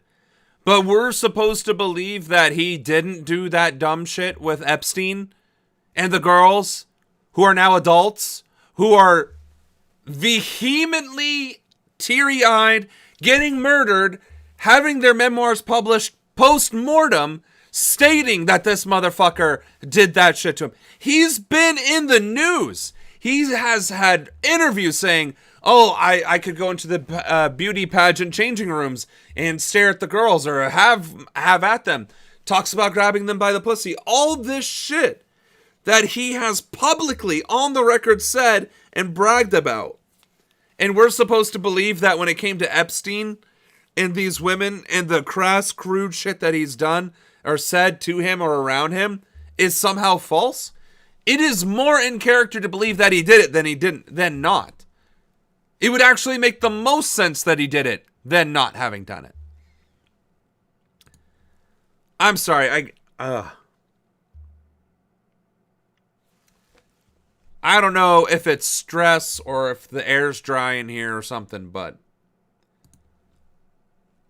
maybe it's the rage too, just like drying out my eyes. There was a victim who was 13 years old when Trump raped her and they disappeared her. Exactly. How many of these victims have died? Literally been killed or died under mysterious circumstances or committed suicide when going public saying I have no intention of committing suicide, and then they commit suicide anyway? No. That's not how that fucking works.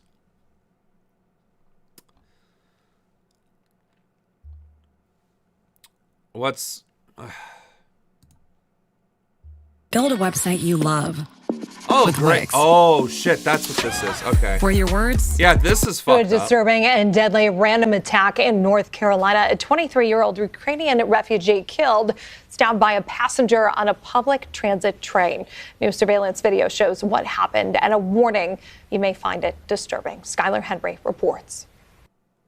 It's just before 10 p.m. on August 22nd, and 34-year-old DeCarlos Brown Jr. is seated on a Charlotte light rail train. Several other people are around him. According to officials, a few minutes later, the train doors open, and 23-year-old Irina Zarutska gets on and takes a seat in front of Brown. She's wearing what appears to be a work uniform, AirPods, and looking at her phone. But then, the unthinkable happens.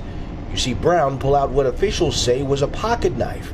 He unfolds it, then stands up behind Zarutska. What we aren't showing you is the moment where Brown then stabs Zarutska several times, then walks away. Here you can see Brown trying to get off the train, and then a few people spring into action, attempting to save Zarutska. She would die from her injuries. Meanwhile, Brown, who has removed his hoodie, waits for the train to stop. And then you see him exit. Officials say it appears that Brown and Zarutska did not know each other, and a motive for the stabbing remains under investigation. According to court documents, Brown has a criminal history dating back to 2011, including robbery with a dangerous weapon and other offenses. Charlotte's mayor, Vi Lyles, released this statement on X, saying in part, "This was a senseless and tragic loss. What the fuck?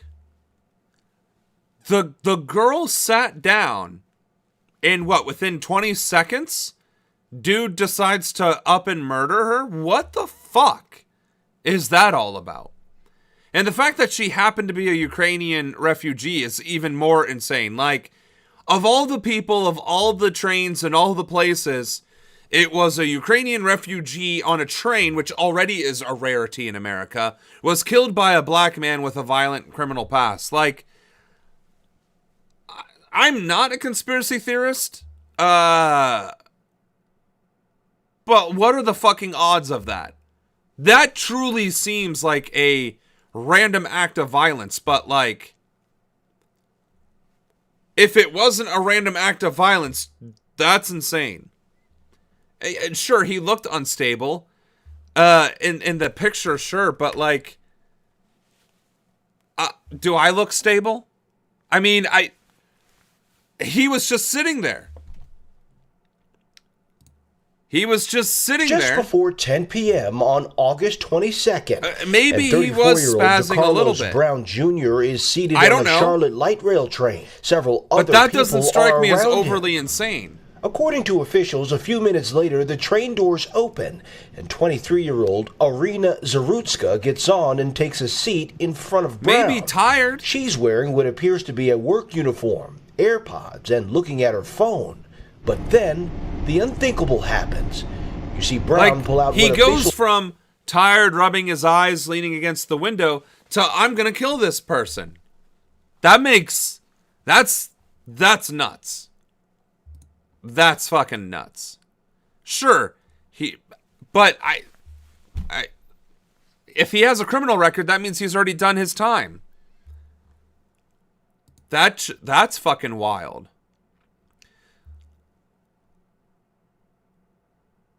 Oh, so you're saying that even after the case of his incarceration, it was obvious.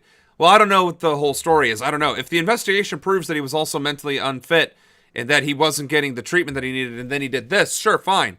I don't know that. And I'm not going to judge somebody for being tired. I'm tired. And if tired is grounds for murder, then... But to your point, that may very well be true.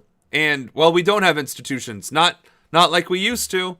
Not like they were any good either, because that was just used to lobotomize your wife for being uppity. Holy shit. Hey, it's late and I'm tired and it's been a long day. ICE raided a Hyundai mega plant outside of Savannah today. Hold on. Georgia Republican congressional candidate prompts ICE raid as informant. I don't understand that title. She's the informant? Tori Branham is a Marine Corps veteran, firearms instructor, and Republican candidate for the 12th District. She's also a proud America First supporter of Trump. On Thursday, as agents with ICE and DHS were still carrying out a raid at a Hyundai plant in rural county, just outside of the district Branham is running to serve, she expressed pride in something else. Her role as an informant in the raid, which resulted in the arrest of between 150 to 400 migrants, according to migrant advocacy groups. Except, every single last person there was a legal migrant. That's the actual news, is that they were all legal there, and that's the Hyundai is going to sue the ever-loving shit out of this administration for doing that. And it appears that Branham reached out to ICE on her website for her political stunt.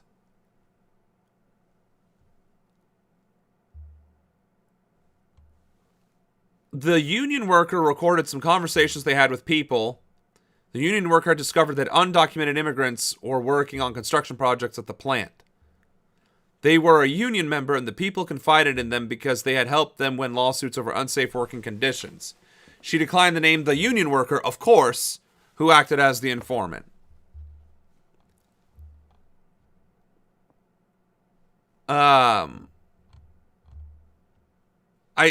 Is this side just going to talk? Oh, okay. So we are going to get to hear somebody else. All right. And that could cost us billions of dollars as a country. And probably even more. Well, okay, maybe not more than billions, but definitely tens of thousands of jobs across the country. Because why the fuck would Hyundai continue to invest in America if this shit keeps happening? Okay, Lady Cake. Hold on. Wait. What did you need me to go full screen with? Are you still there? Right. The fact that foreign companies haven't just wholesale left this country and shut down the manufacturing plants in this country is pretty goddamn insane. Wow, Princess Kayla. Hey, we got ourselves like the old crew back already. Princess Kayla, Lady Cake, Anna. All we're missing is Tara and Lena. All right. So, yeah, the fact that there are still foreign investing companies here, the fact that most of our manufacturing does come from foreign investment, and with a very small amount of American investment is... Why are we doing that? Like, why is anybody even coming here? All right, let's see the rest veteran, of this. A firearms instructor, and of course she's a big supporter. Oh, so they worked there and witnessed that shit happen. Ah, okay. Well, I appreciate that, Lady Cake. Spread the word. Donald Trump. Republicans, now that we've won, I have a message for you, and I feel like it needs to be said. God literally looked out for us. I feel like he pulled a blanket of evil off our country. I felt like the air outside got more fresh. Like, it feels wonderful to defeat evil. She claimed that she helped. Straight up fucking evil and racist is all that we need to say from that. There's a difference when you're protecting the lives of American citizens versus offering welfare programs to get a vote. There's a huge difference. So this psychopath is very clearly trying to continue to promote racism, bigotry, and xenophobia in America, which is not what this uniform represents, not what I serve my country for, is not what the 14th Amendment stands for, our Constitution, or arguably our flag. And she looks like she might be Latino of some degree. Like, I don't know. Or unless she is just a really anthropomorphic white person. That bitch is being blasted all across Georgia and every single Democratic group I'm in. Sure, the Democrats are blasting her, but is she getting support amongst Republicans? Yes, she is the one that called ICE to get the people. And not only that, it was from a union worker, allegedly, that told her about it, which tells me that a racist piece of shit union worker went to her to be a racist piece of shit. So, absolutely disturbing that there are candidates using racism and xenophobia as part of their campaigning. Like, this was clearly a political stunt for her campaign to be a congresswoman in Georgia. I hope this ends up with not only her getting arrested, but also losing her election.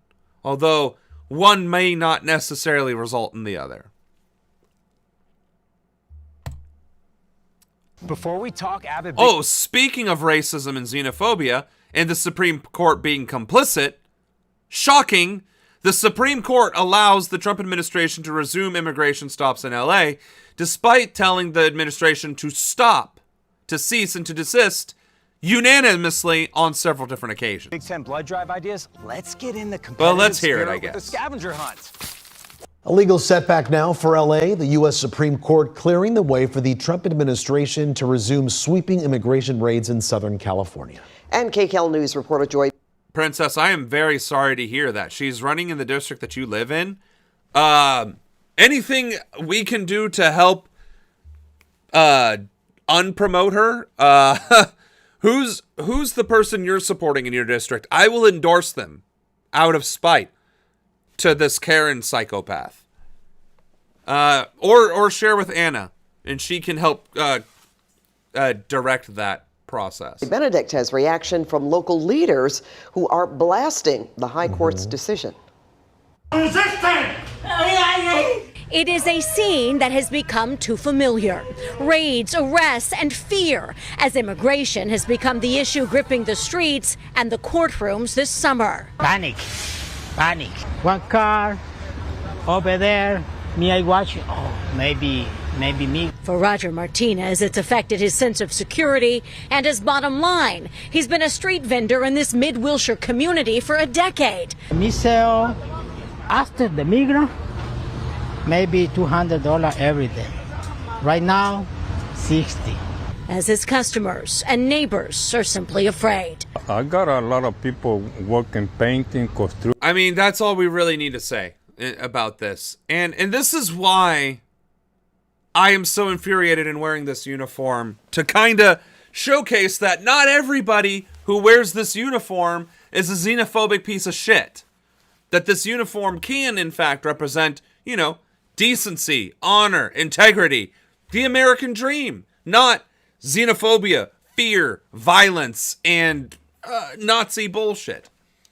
The fact that there are people wearing this uniform or a similar uniform for this country and going and terrorizing entire communities, and the fact that our Supreme Court is aiding and abetting, is infuriating. So I hope this video or this stream starts getting... I have made sure that this says veteran on it, right? Okay, it shows veteran. Do I need to get rid of some of these and call it... All right, why don't I get rid of the debate tag and put U.S. Air Force or something on here? I don't know. I don't fucking know what else I could possibly do to get this out into the right community. But, like, if you're a veteran and this comes across your feed, you're streaming, whatever, or you're watching it from YouTube or Facebook or whatever, I am begging you, do not burn your uniform. Do not burn the flag. Put it on and stand with me. Put it on and find your fellow veterans and show our countrymen that we served and protected and fought for, that we will not give up this uniform and what it meant to us. The stripes that we fucking earned, or the brass on our collar. That it means something. That it represents something. I am begging you to stand your ground against these sociopaths that are violating everything we fought for and that we served. Or remind them in a particular way. Whichever way you see fit. But show the contrast that military and federal agency does not equate to everyone who has ever served or worn a uniform. You need to show the contrast. I cannot be the only one. I know I'm not the only one. So our numbers need to increase just as much as the protest numbers do. All right, now I'm out of water. Son of a bitch. I might have to start bringing 3 cups down here. Okay. So, let me be right back. We'll play some music, and then we will wrap up the stream. Oh!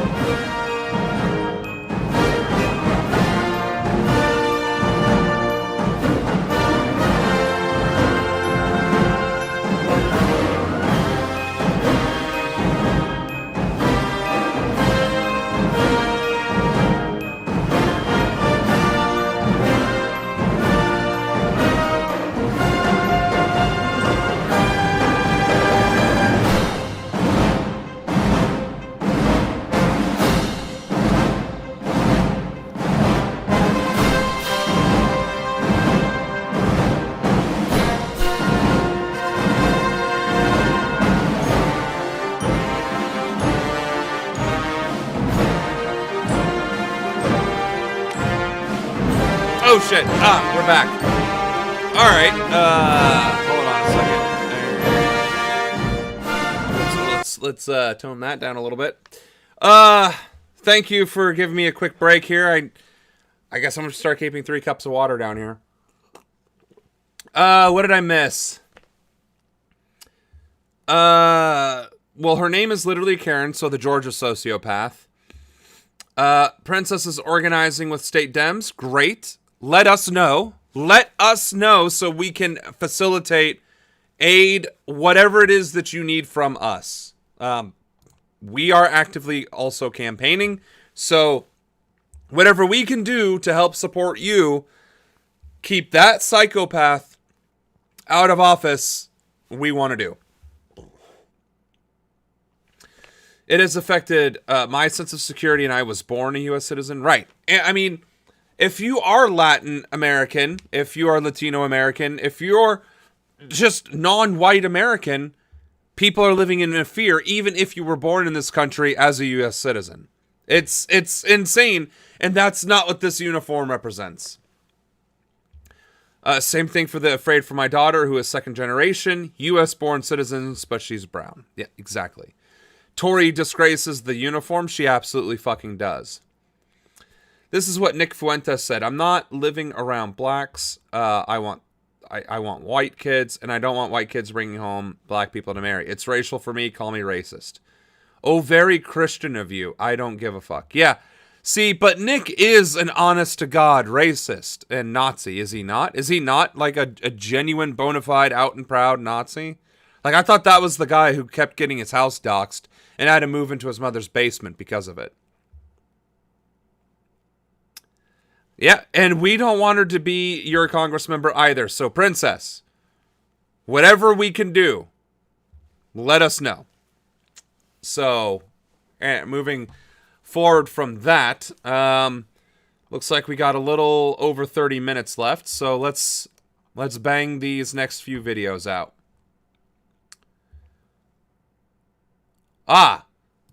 First of all, Dem cities brace for immigration raids, federal crackdown. No American city should have to be bracing for any federal crackdown or immigration raids because that is un-American.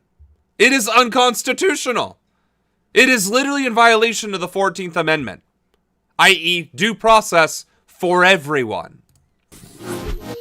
So the fact that these are headlines in America is what disturbs me the most, and is why I am so vehemently against all this shit, and why I'm willing to go through these motions and to go through these extremes to condemn it. Because that's how fucked up this shit is. President Trump ramping up threats of immigration crackdowns as well as crime enforcement in major cities across America. Chicago, Boston, and promises from the White House border czar that more cities are coming. This morning, a new city the president is targeting, Baltimore. And Baltimore's Mayor Brandon Scott is vowing to fight back, saying the city does not need federal troops. Listen. We don't need an occupation. We need a federal government that is working the right way to reduce gun violence, and that's the way that we've been doing it here in Baltimore. With me now is the mayor of another major American city, Detroit's Mayor Mike Duggan. Mike Duggan. He also is right now running for governor of Michigan, which we will get to. It's great to see you. Thank you for being here. Thanks for having me. It has been. We were saying it's been a moment since I've seen you in person, so I appreciate your time. So you have the mayor. Let's talk about what's going on in Illinois and Chicago. The mayor of Chicago, the governor of Illinois, they're pushing back very hard against these enforcement efforts and the threats coming from President Trump that he's going to be moving in with federal law enforcement. What would you do if he wanted to do the same in Detroit? Well, of course, neither the president or anybody from the administration has suggested that. When I got elected in 2013, we had 750 carjackings, the most in America. Right. This year we'll have fewer than 75. We've been down 90%. Detroit's the city that other police departments are coming to see how we've gotten the violence down. And this year, We've actually had a partnership with the Trump administration. The U.S. attorney that President Trump put in, Jerome Gorgan, has doubled the number of federal prosecutors prosecuting gun crimes, and we are going to have the fewest homicides this year since 1965. I'm not sure what the reason is, but we have the kind of partnership with the Trump administration that Mayor Scott has been looking for in Baltimore. They're working with us prosecuting the gun violence, not trying to disrupt it. So what's the difference between this mayor and all the other mayors that have been the victim of Trump's backlash? Because the more and more I think about it, every other mayor that he has tried to send ICE agents to or the National Guard have been black, or even worse, black women. This is the first white mayor of a major city that has tried to work with him and tried to actually, and has actually a track record of success. I don't know that there are any other mayors that are Democrat where he is trying to shove ICE and the National Guard down their throat. I don't know of any of those. That's fucking wild. That's crazy how that fucking works. That is insane. That's racially biased, I would even argue. We're doing. It's actually really noteworthy, and something I was thinking about knowing that you were coming in is that, I mean, the president has targeted Detroit before. I remember vividly when he was giving a speech during the campaign saying if Kamala Harris wins, that every city in America is going to be just like Detroit, saying that in front of a bunch of people from Detroit. But and according to FBI stats, Detroit is still, while major progress has been made, Detroit is among the cities facing some of the highest crime rates still across the country, according to FBI stats. But again, Detroit has not been mentioned by Donald Trump once this round. Why do you think that is? So you look at what happened in the 4-day Labor Day weekend, where a lot of cities in the country, you reported, are huge numbers of shootings, up one city upwards of 50 shootings. That 4-day weekend, Detroit had 8. We have changed the trajectory. I'm not telling you we've solved the problem, because I think 8's far too. Okay.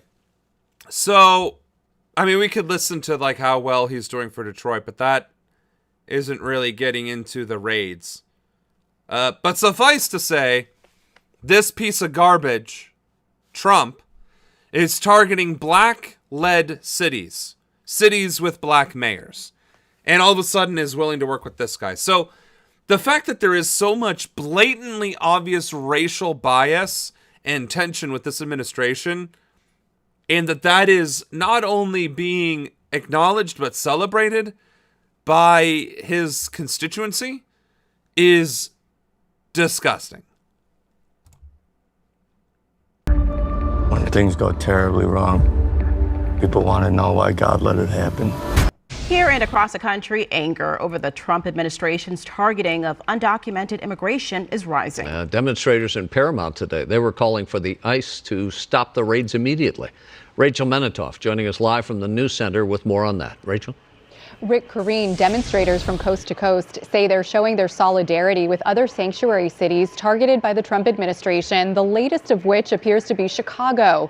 Today, President Trump seemed to clarify a social media post he made showing the city in an apocalypse and said he's not going to war despite sharing the ominous meme.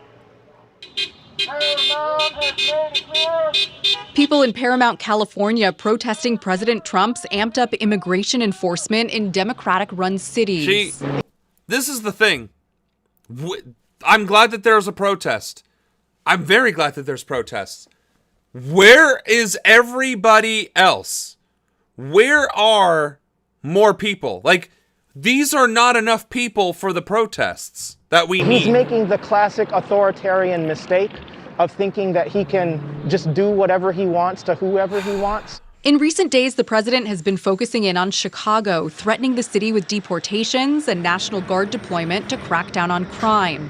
President Trump was insistent when speaking with reporters Sunday that he's not going to war with Chicago, despite a Truth Social post that reads, "Chicago about to find out why it's called the Department of War."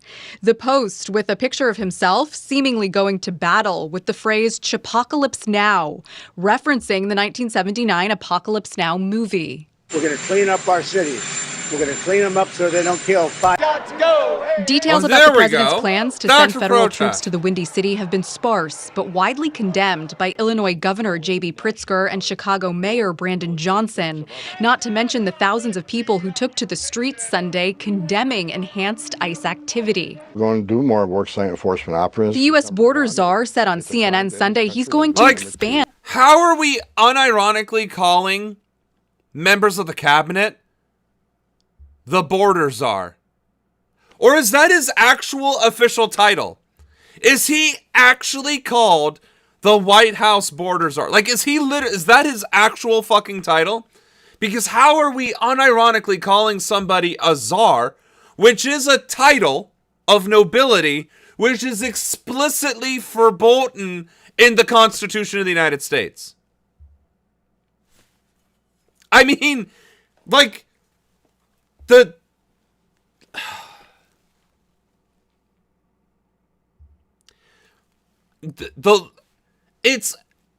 would actually take more time to list the crimes that have been committed that by this administration and members of the cabinet than it would to probably go through the actual trial process to provide the evidence. Case in point, you named the motherfucker the border czar, which is a title of nobility. Sure, fine. Well, there isn't actually a real nobility structure. Well, czar is Russian for Caesar, which is the Roman emperor. Now, I get that. I get that they are using that. I'm saying that in of itself could and should have been grounds for impeachment, for any sort of legal action against this administration. And the fact that we are normalizing the reporting of these individuals with those titles that should not exist, unironically, like,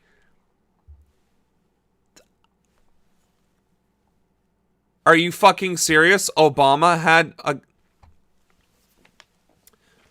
Again, are we even a constitutional republic at this point? And workplace immigration enforcement. Like, ICE releasing this. Then we need to stop pretending we're a constitutional republic or that the Constitution even fucking matters anymore. Like, what the fuck is this shit? Dramatic video of a raid at a Hyundai EV plant in Georgia. Homeland Security says it detained 475 people, most of whom are South Korean nationals and were in the country illegally. They were not! Why are you reporting that they were here illegally? They weren't here illegally. They're South Korean nationals for Hyundai. If ever there was a country and a company that is going to follow the fucking rules, it's going to be the Koreans. You know what other country would be hard-pressed to break the rules? Japan. Like, if they raid a Nissan plant and say the Japanese are there illegal, like, you're fucking stupid. If there is one thing that you can take to the fucking bank, it is that Koreans and the Japanese are sticklers for the rules, for tradition. It's literally their culture. Holy Christ. And KTLA is just unironically reporting that they're there illegally, which is the fucking talking point.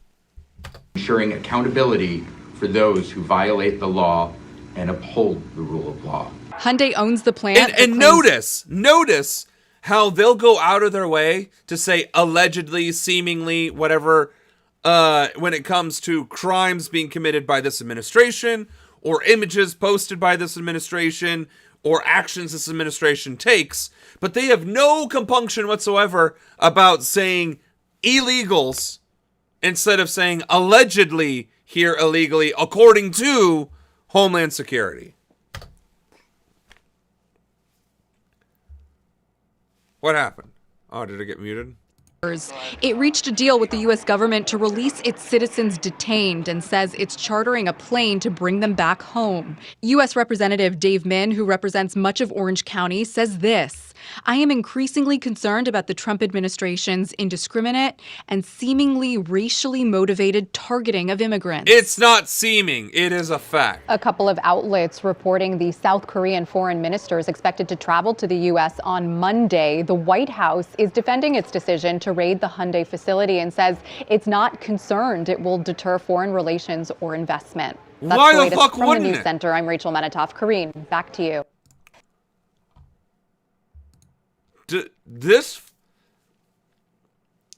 This regime, like, when they go to prison and then they go to the gallows, that will be a national holiday. And it's probably going to be days, if not weeks, of national holiday.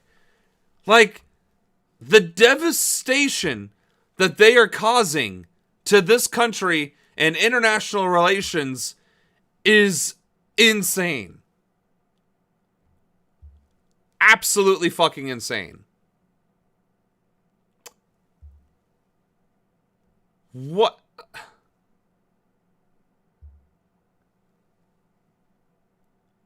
Yeah, let's cover this one. Hola, este es Daniel y esa es la razón por qué he elegido Vato. Now we're Estoy getting... planeando el futuro que quiero.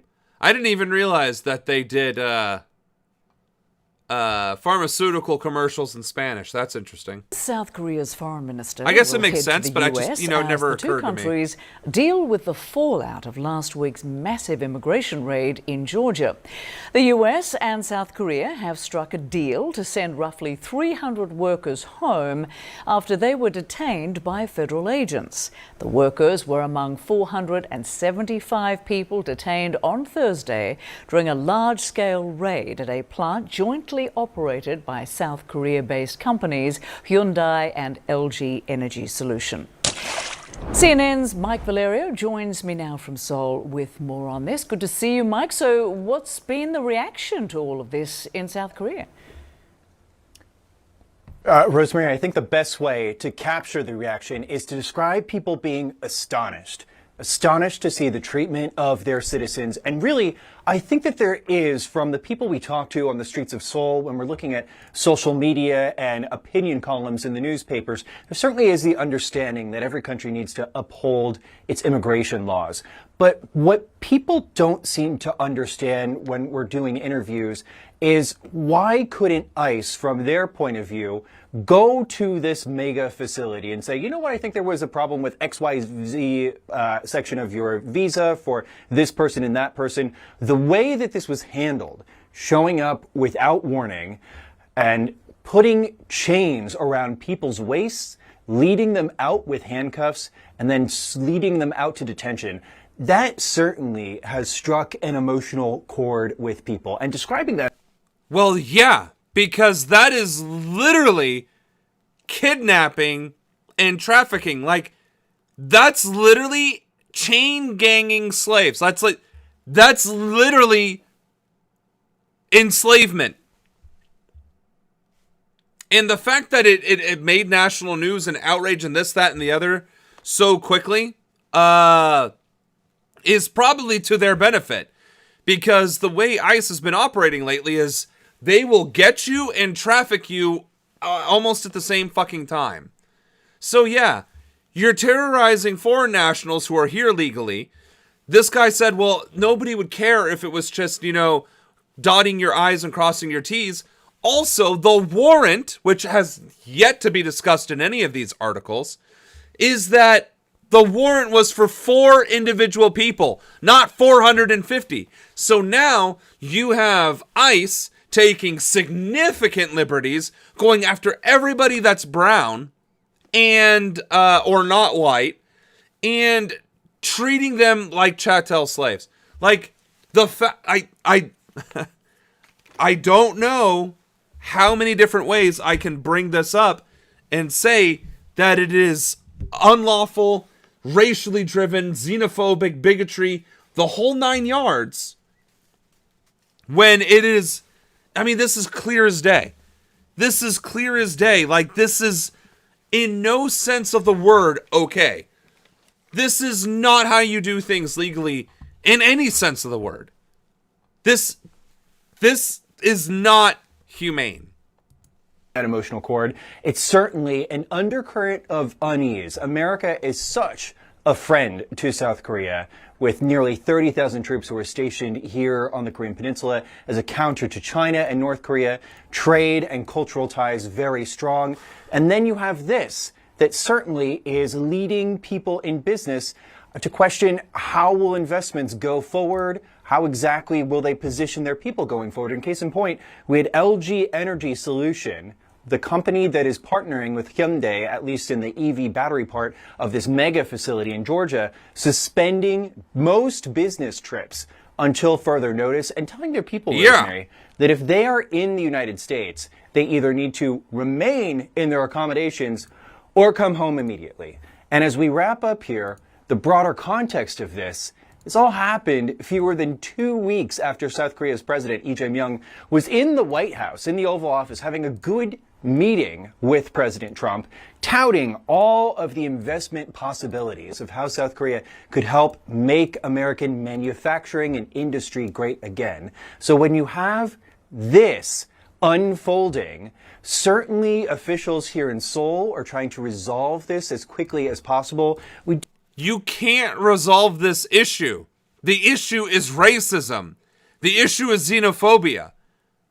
That's the issue.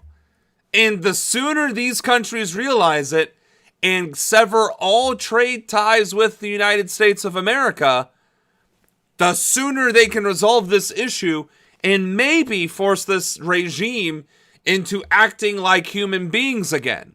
Or maybe it'll spark enough backlash to where Americans will finally wake the fuck up, get off their lazy asses, and hold this regime accountable. Until then, this is only gonna fucking deteriorate further. Spiraling.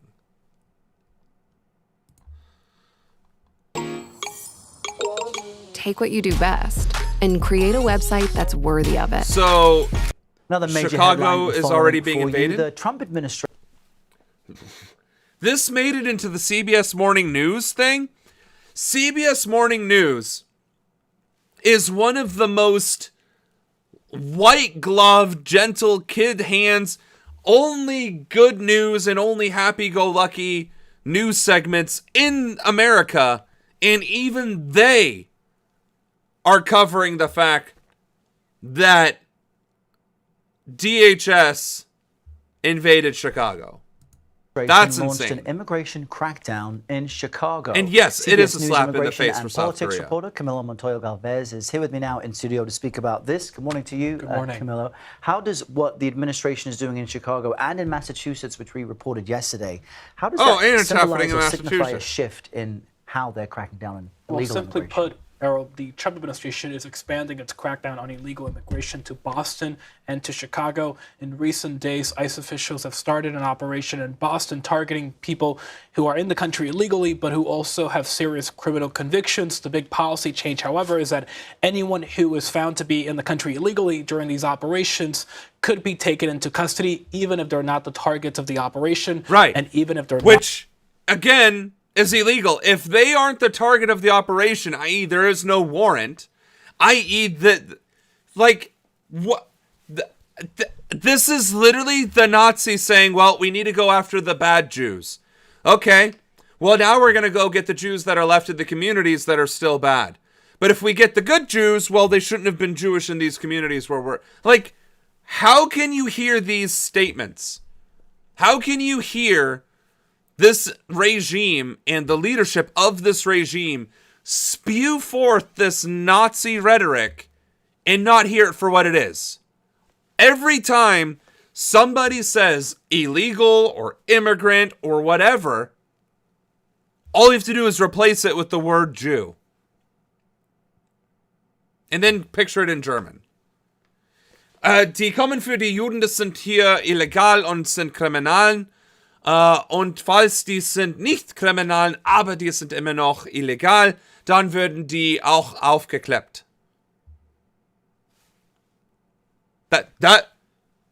Explain to me Die Juden sind daher, wir suchen die Juden, und wenn wir Juden finden, werden die zu die Campen geschickt. Explain to me how Juden und Illegalen is any way different. Explain that to me. Because every time I hear these fuckers talk about illegals and immigration, it's it just sounds like it's coming out of Goebbels' mouth. Criminals. In Chicago, we know that several officials and resources have been staging at a naval station in the Chicago suburbs to launch this increase in immigration operations. And now the in military is Illinois, complicit. targeting again Even people better. who are in the country illegally and who have final deportation orders or criminal. Honestly, when we get our campaign staff ramped up and running, we're going to need teams to archive all of the naval bases, all of the military installations, all of the police precinct, all of the people and all of the places that supported, aided, and abetted and facilitated these atrocities. And we're going to write down their names, the dates, and the locations so that even if we can't find individual names of leadership or agents, we can find out when and where it took place and then use archival records to find out who was stationed there and at what time. And we're going to hold them accountable. The tribunals that are going to be carried out in the United States of America during my administration will be historic, I can assure you. Charges pending. ICE is going to be sending more resources, more personnel, including Border Patrol agents, to this region to really crack down on so-called sanctuary cities. Not only has the administration threatened to withhold funding from cities like Chicago and Boston, but also sued them in court over these sanctuary policies. And this is the latest step to put pressure on these Democratic-led. Sanctuary cities are closer to adhering to the 14th Amendment than whatever the fuck Nazi shit this is. Right, and it's not happening in Ohio, it's not happening in Texas or Idaho, it's only happening in blue states with blue cities, and brown mayors, or black mayors for that matter. I feel like a Jew in Nazi Germany. I mean, I feel like a German in Nazi Germany. Just like, why is nobody else sounding the alarm that they are just kicking down doors and taking your fucking neighbors? So... yeah, I feel I'm right there with you. And despite the resistance and criticism from Democrats and those who feel like these operations go too far, the Supreme Court did just hand the White House a win, allowing ICE to resume stops in Los Angeles. See, in this piece of shit, he's like, oh, the Democrats and people are saying that these have gone too far. Not once have any of these reporters or correspondents or whatever else, not once have these pieces of shit ever said that these raids are in violation of the 14th Amendment, that they are unconstitutional, that there's a reason why they are unpopular and that people disparage against them. They never pepper in the fact that they're unconstitutional, that they violate the 14th Amendment. The significance of that. This is a really consequential ruling, Errol. The High Court is lifting restrictions that a lower court had placed on immigration operations in Southern California, close to Los Angeles.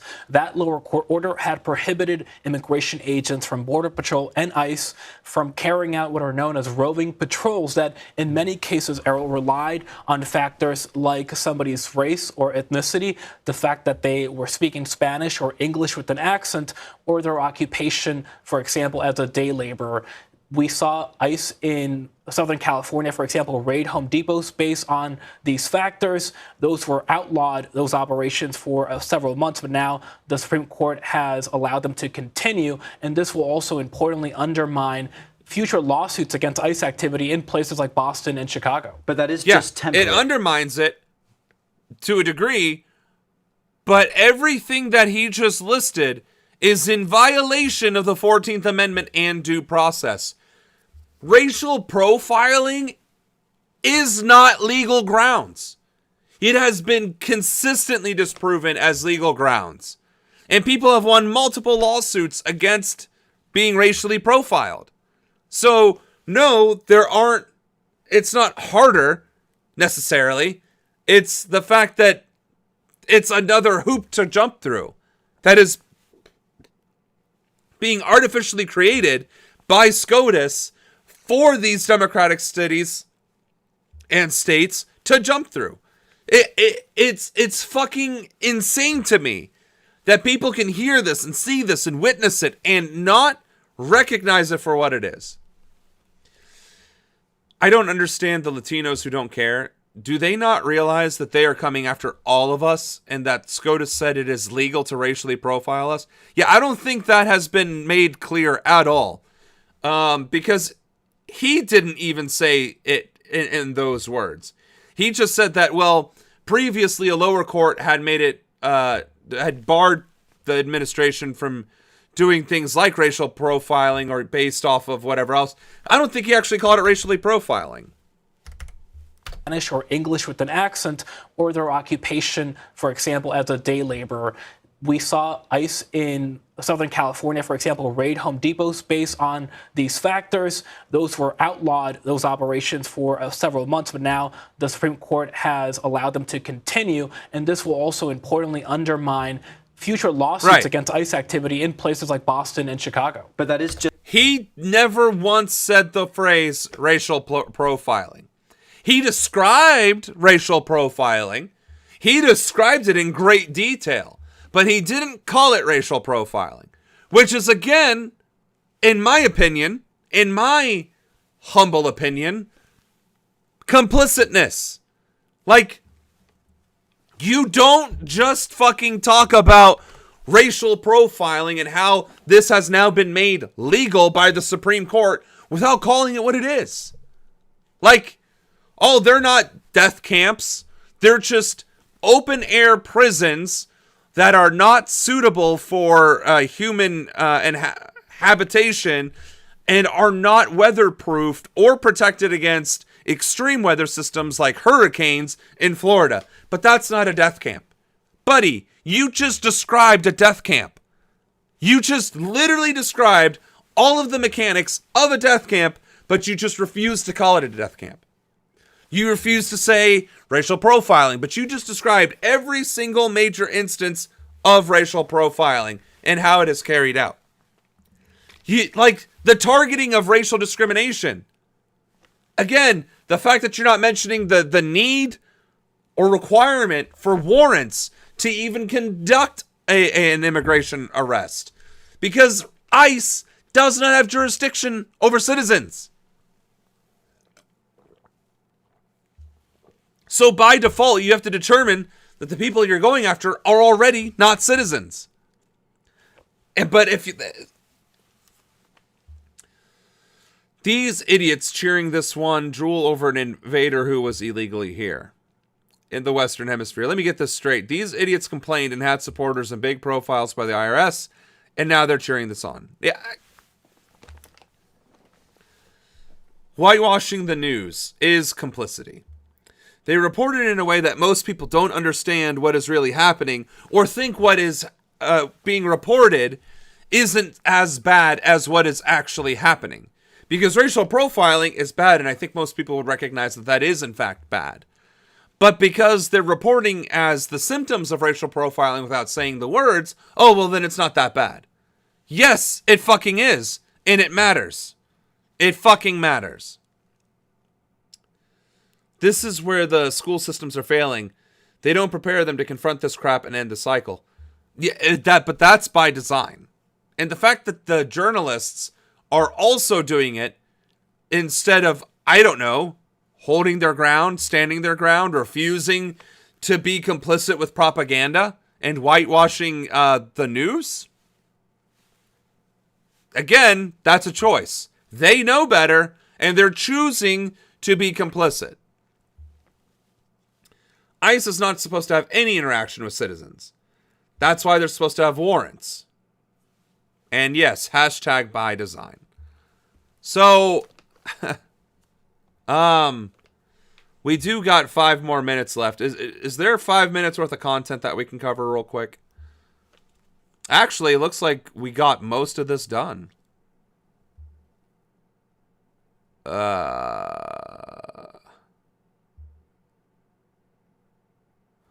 Well, we're definitely not going to participate in giving alt-right extremists a platform, even to condemn it. The Mexican repatriation? Verizon gives you a free phone on any plan. I feel like you this use AI a lot. Gemini, show me the concealer. The long Good morning, Hank. It's Tuesday. Recently, I was researching Dorothea Lange's famous migrant mother photograph, and I learned something that was never covered in any of my U.S. history classes, which is that during the Great Depression... Hey, can you add this to tomorrow's stream? I think we'll get around to covering it then. Yep, that's what we talked about yesterday, yes. Can you make that on tomorrow's stream instead, please? And this one we're probably going to want to talk about on Thursday. Because that's definitely not enough to talk about in 4 minutes. All right, so it does not look like we have content to cover. Or we have content to cover, just in 4 minutes that we don't have a short video to get underway. I wanted to make sure that we covered everything that was significant that happened. Because I know some of the shit that the U.S. did has more to do with foreign affairs, so we're going to cover that tomorrow. But we covered all the Epstein shit. We covered the congresswoman who caused the ICE raid on the Hyundai plant. Supreme Court being complicit. Yeah, RFK Jr. being a psychopath. That's, I mean, pick your poison. I want to say that there was something else. Well, we didn't cover the renaming of the Department of War, did we? Or the fact that J.D. Vance publicly said, I don't care if it's a war crime, but that might be tomorrow's stream. So yeah, no, I think we did cover everything that we wanted to cover. So with that, I think we will go ahead and wrap this up. As always. Oh, okay, we talked about that last week. All right. So we'll wrap it up. As always, thank you all for joining us on stream. I really hope that one day we will be able to have fun on this stream and not talk about demoralizing, apocalyptic, soul-crushing, fascistic news. Hopefully we can bring back video games and Alien Conspiracy Theory Fridays or something like that. I truly do hope we can start having some fun in streams because this is demoralizing. In fact, I know I've lost some consistent followers because what's happening in the news and in the world is so devastating that they need a break from it. So I am in no different than anybody else. This is pretty stressful, pretty demoralizing. It does not make me feel good or happy to have to constantly point out how fascistic this country, for that matter, has become. And whether it's our government, whether it's our industry, whether it's our news, whether it's our education, there is very little in this country left for the American person, for just the regular citizen. There is very little for us unless you are lily white like me. So, that being said, I do hope you join us tomorrow, regardless of the sorrow. And if you do enjoy my flavor of presentation, please like, share, subscribe, do the whole 9 yards, put it on your other social media. Let people know to come here. The sooner we can build a platform on Twitch, the sooner we can build a platform nationally, the sooner maybe we can cultivate that 3% of protesters to push back against this administration. So with that, we will see you tomorrow at 7 p.m. Eastern for Worldwide Wednesdays. I hope to see you soon. Your President of the United States, Samuel Ronan, out.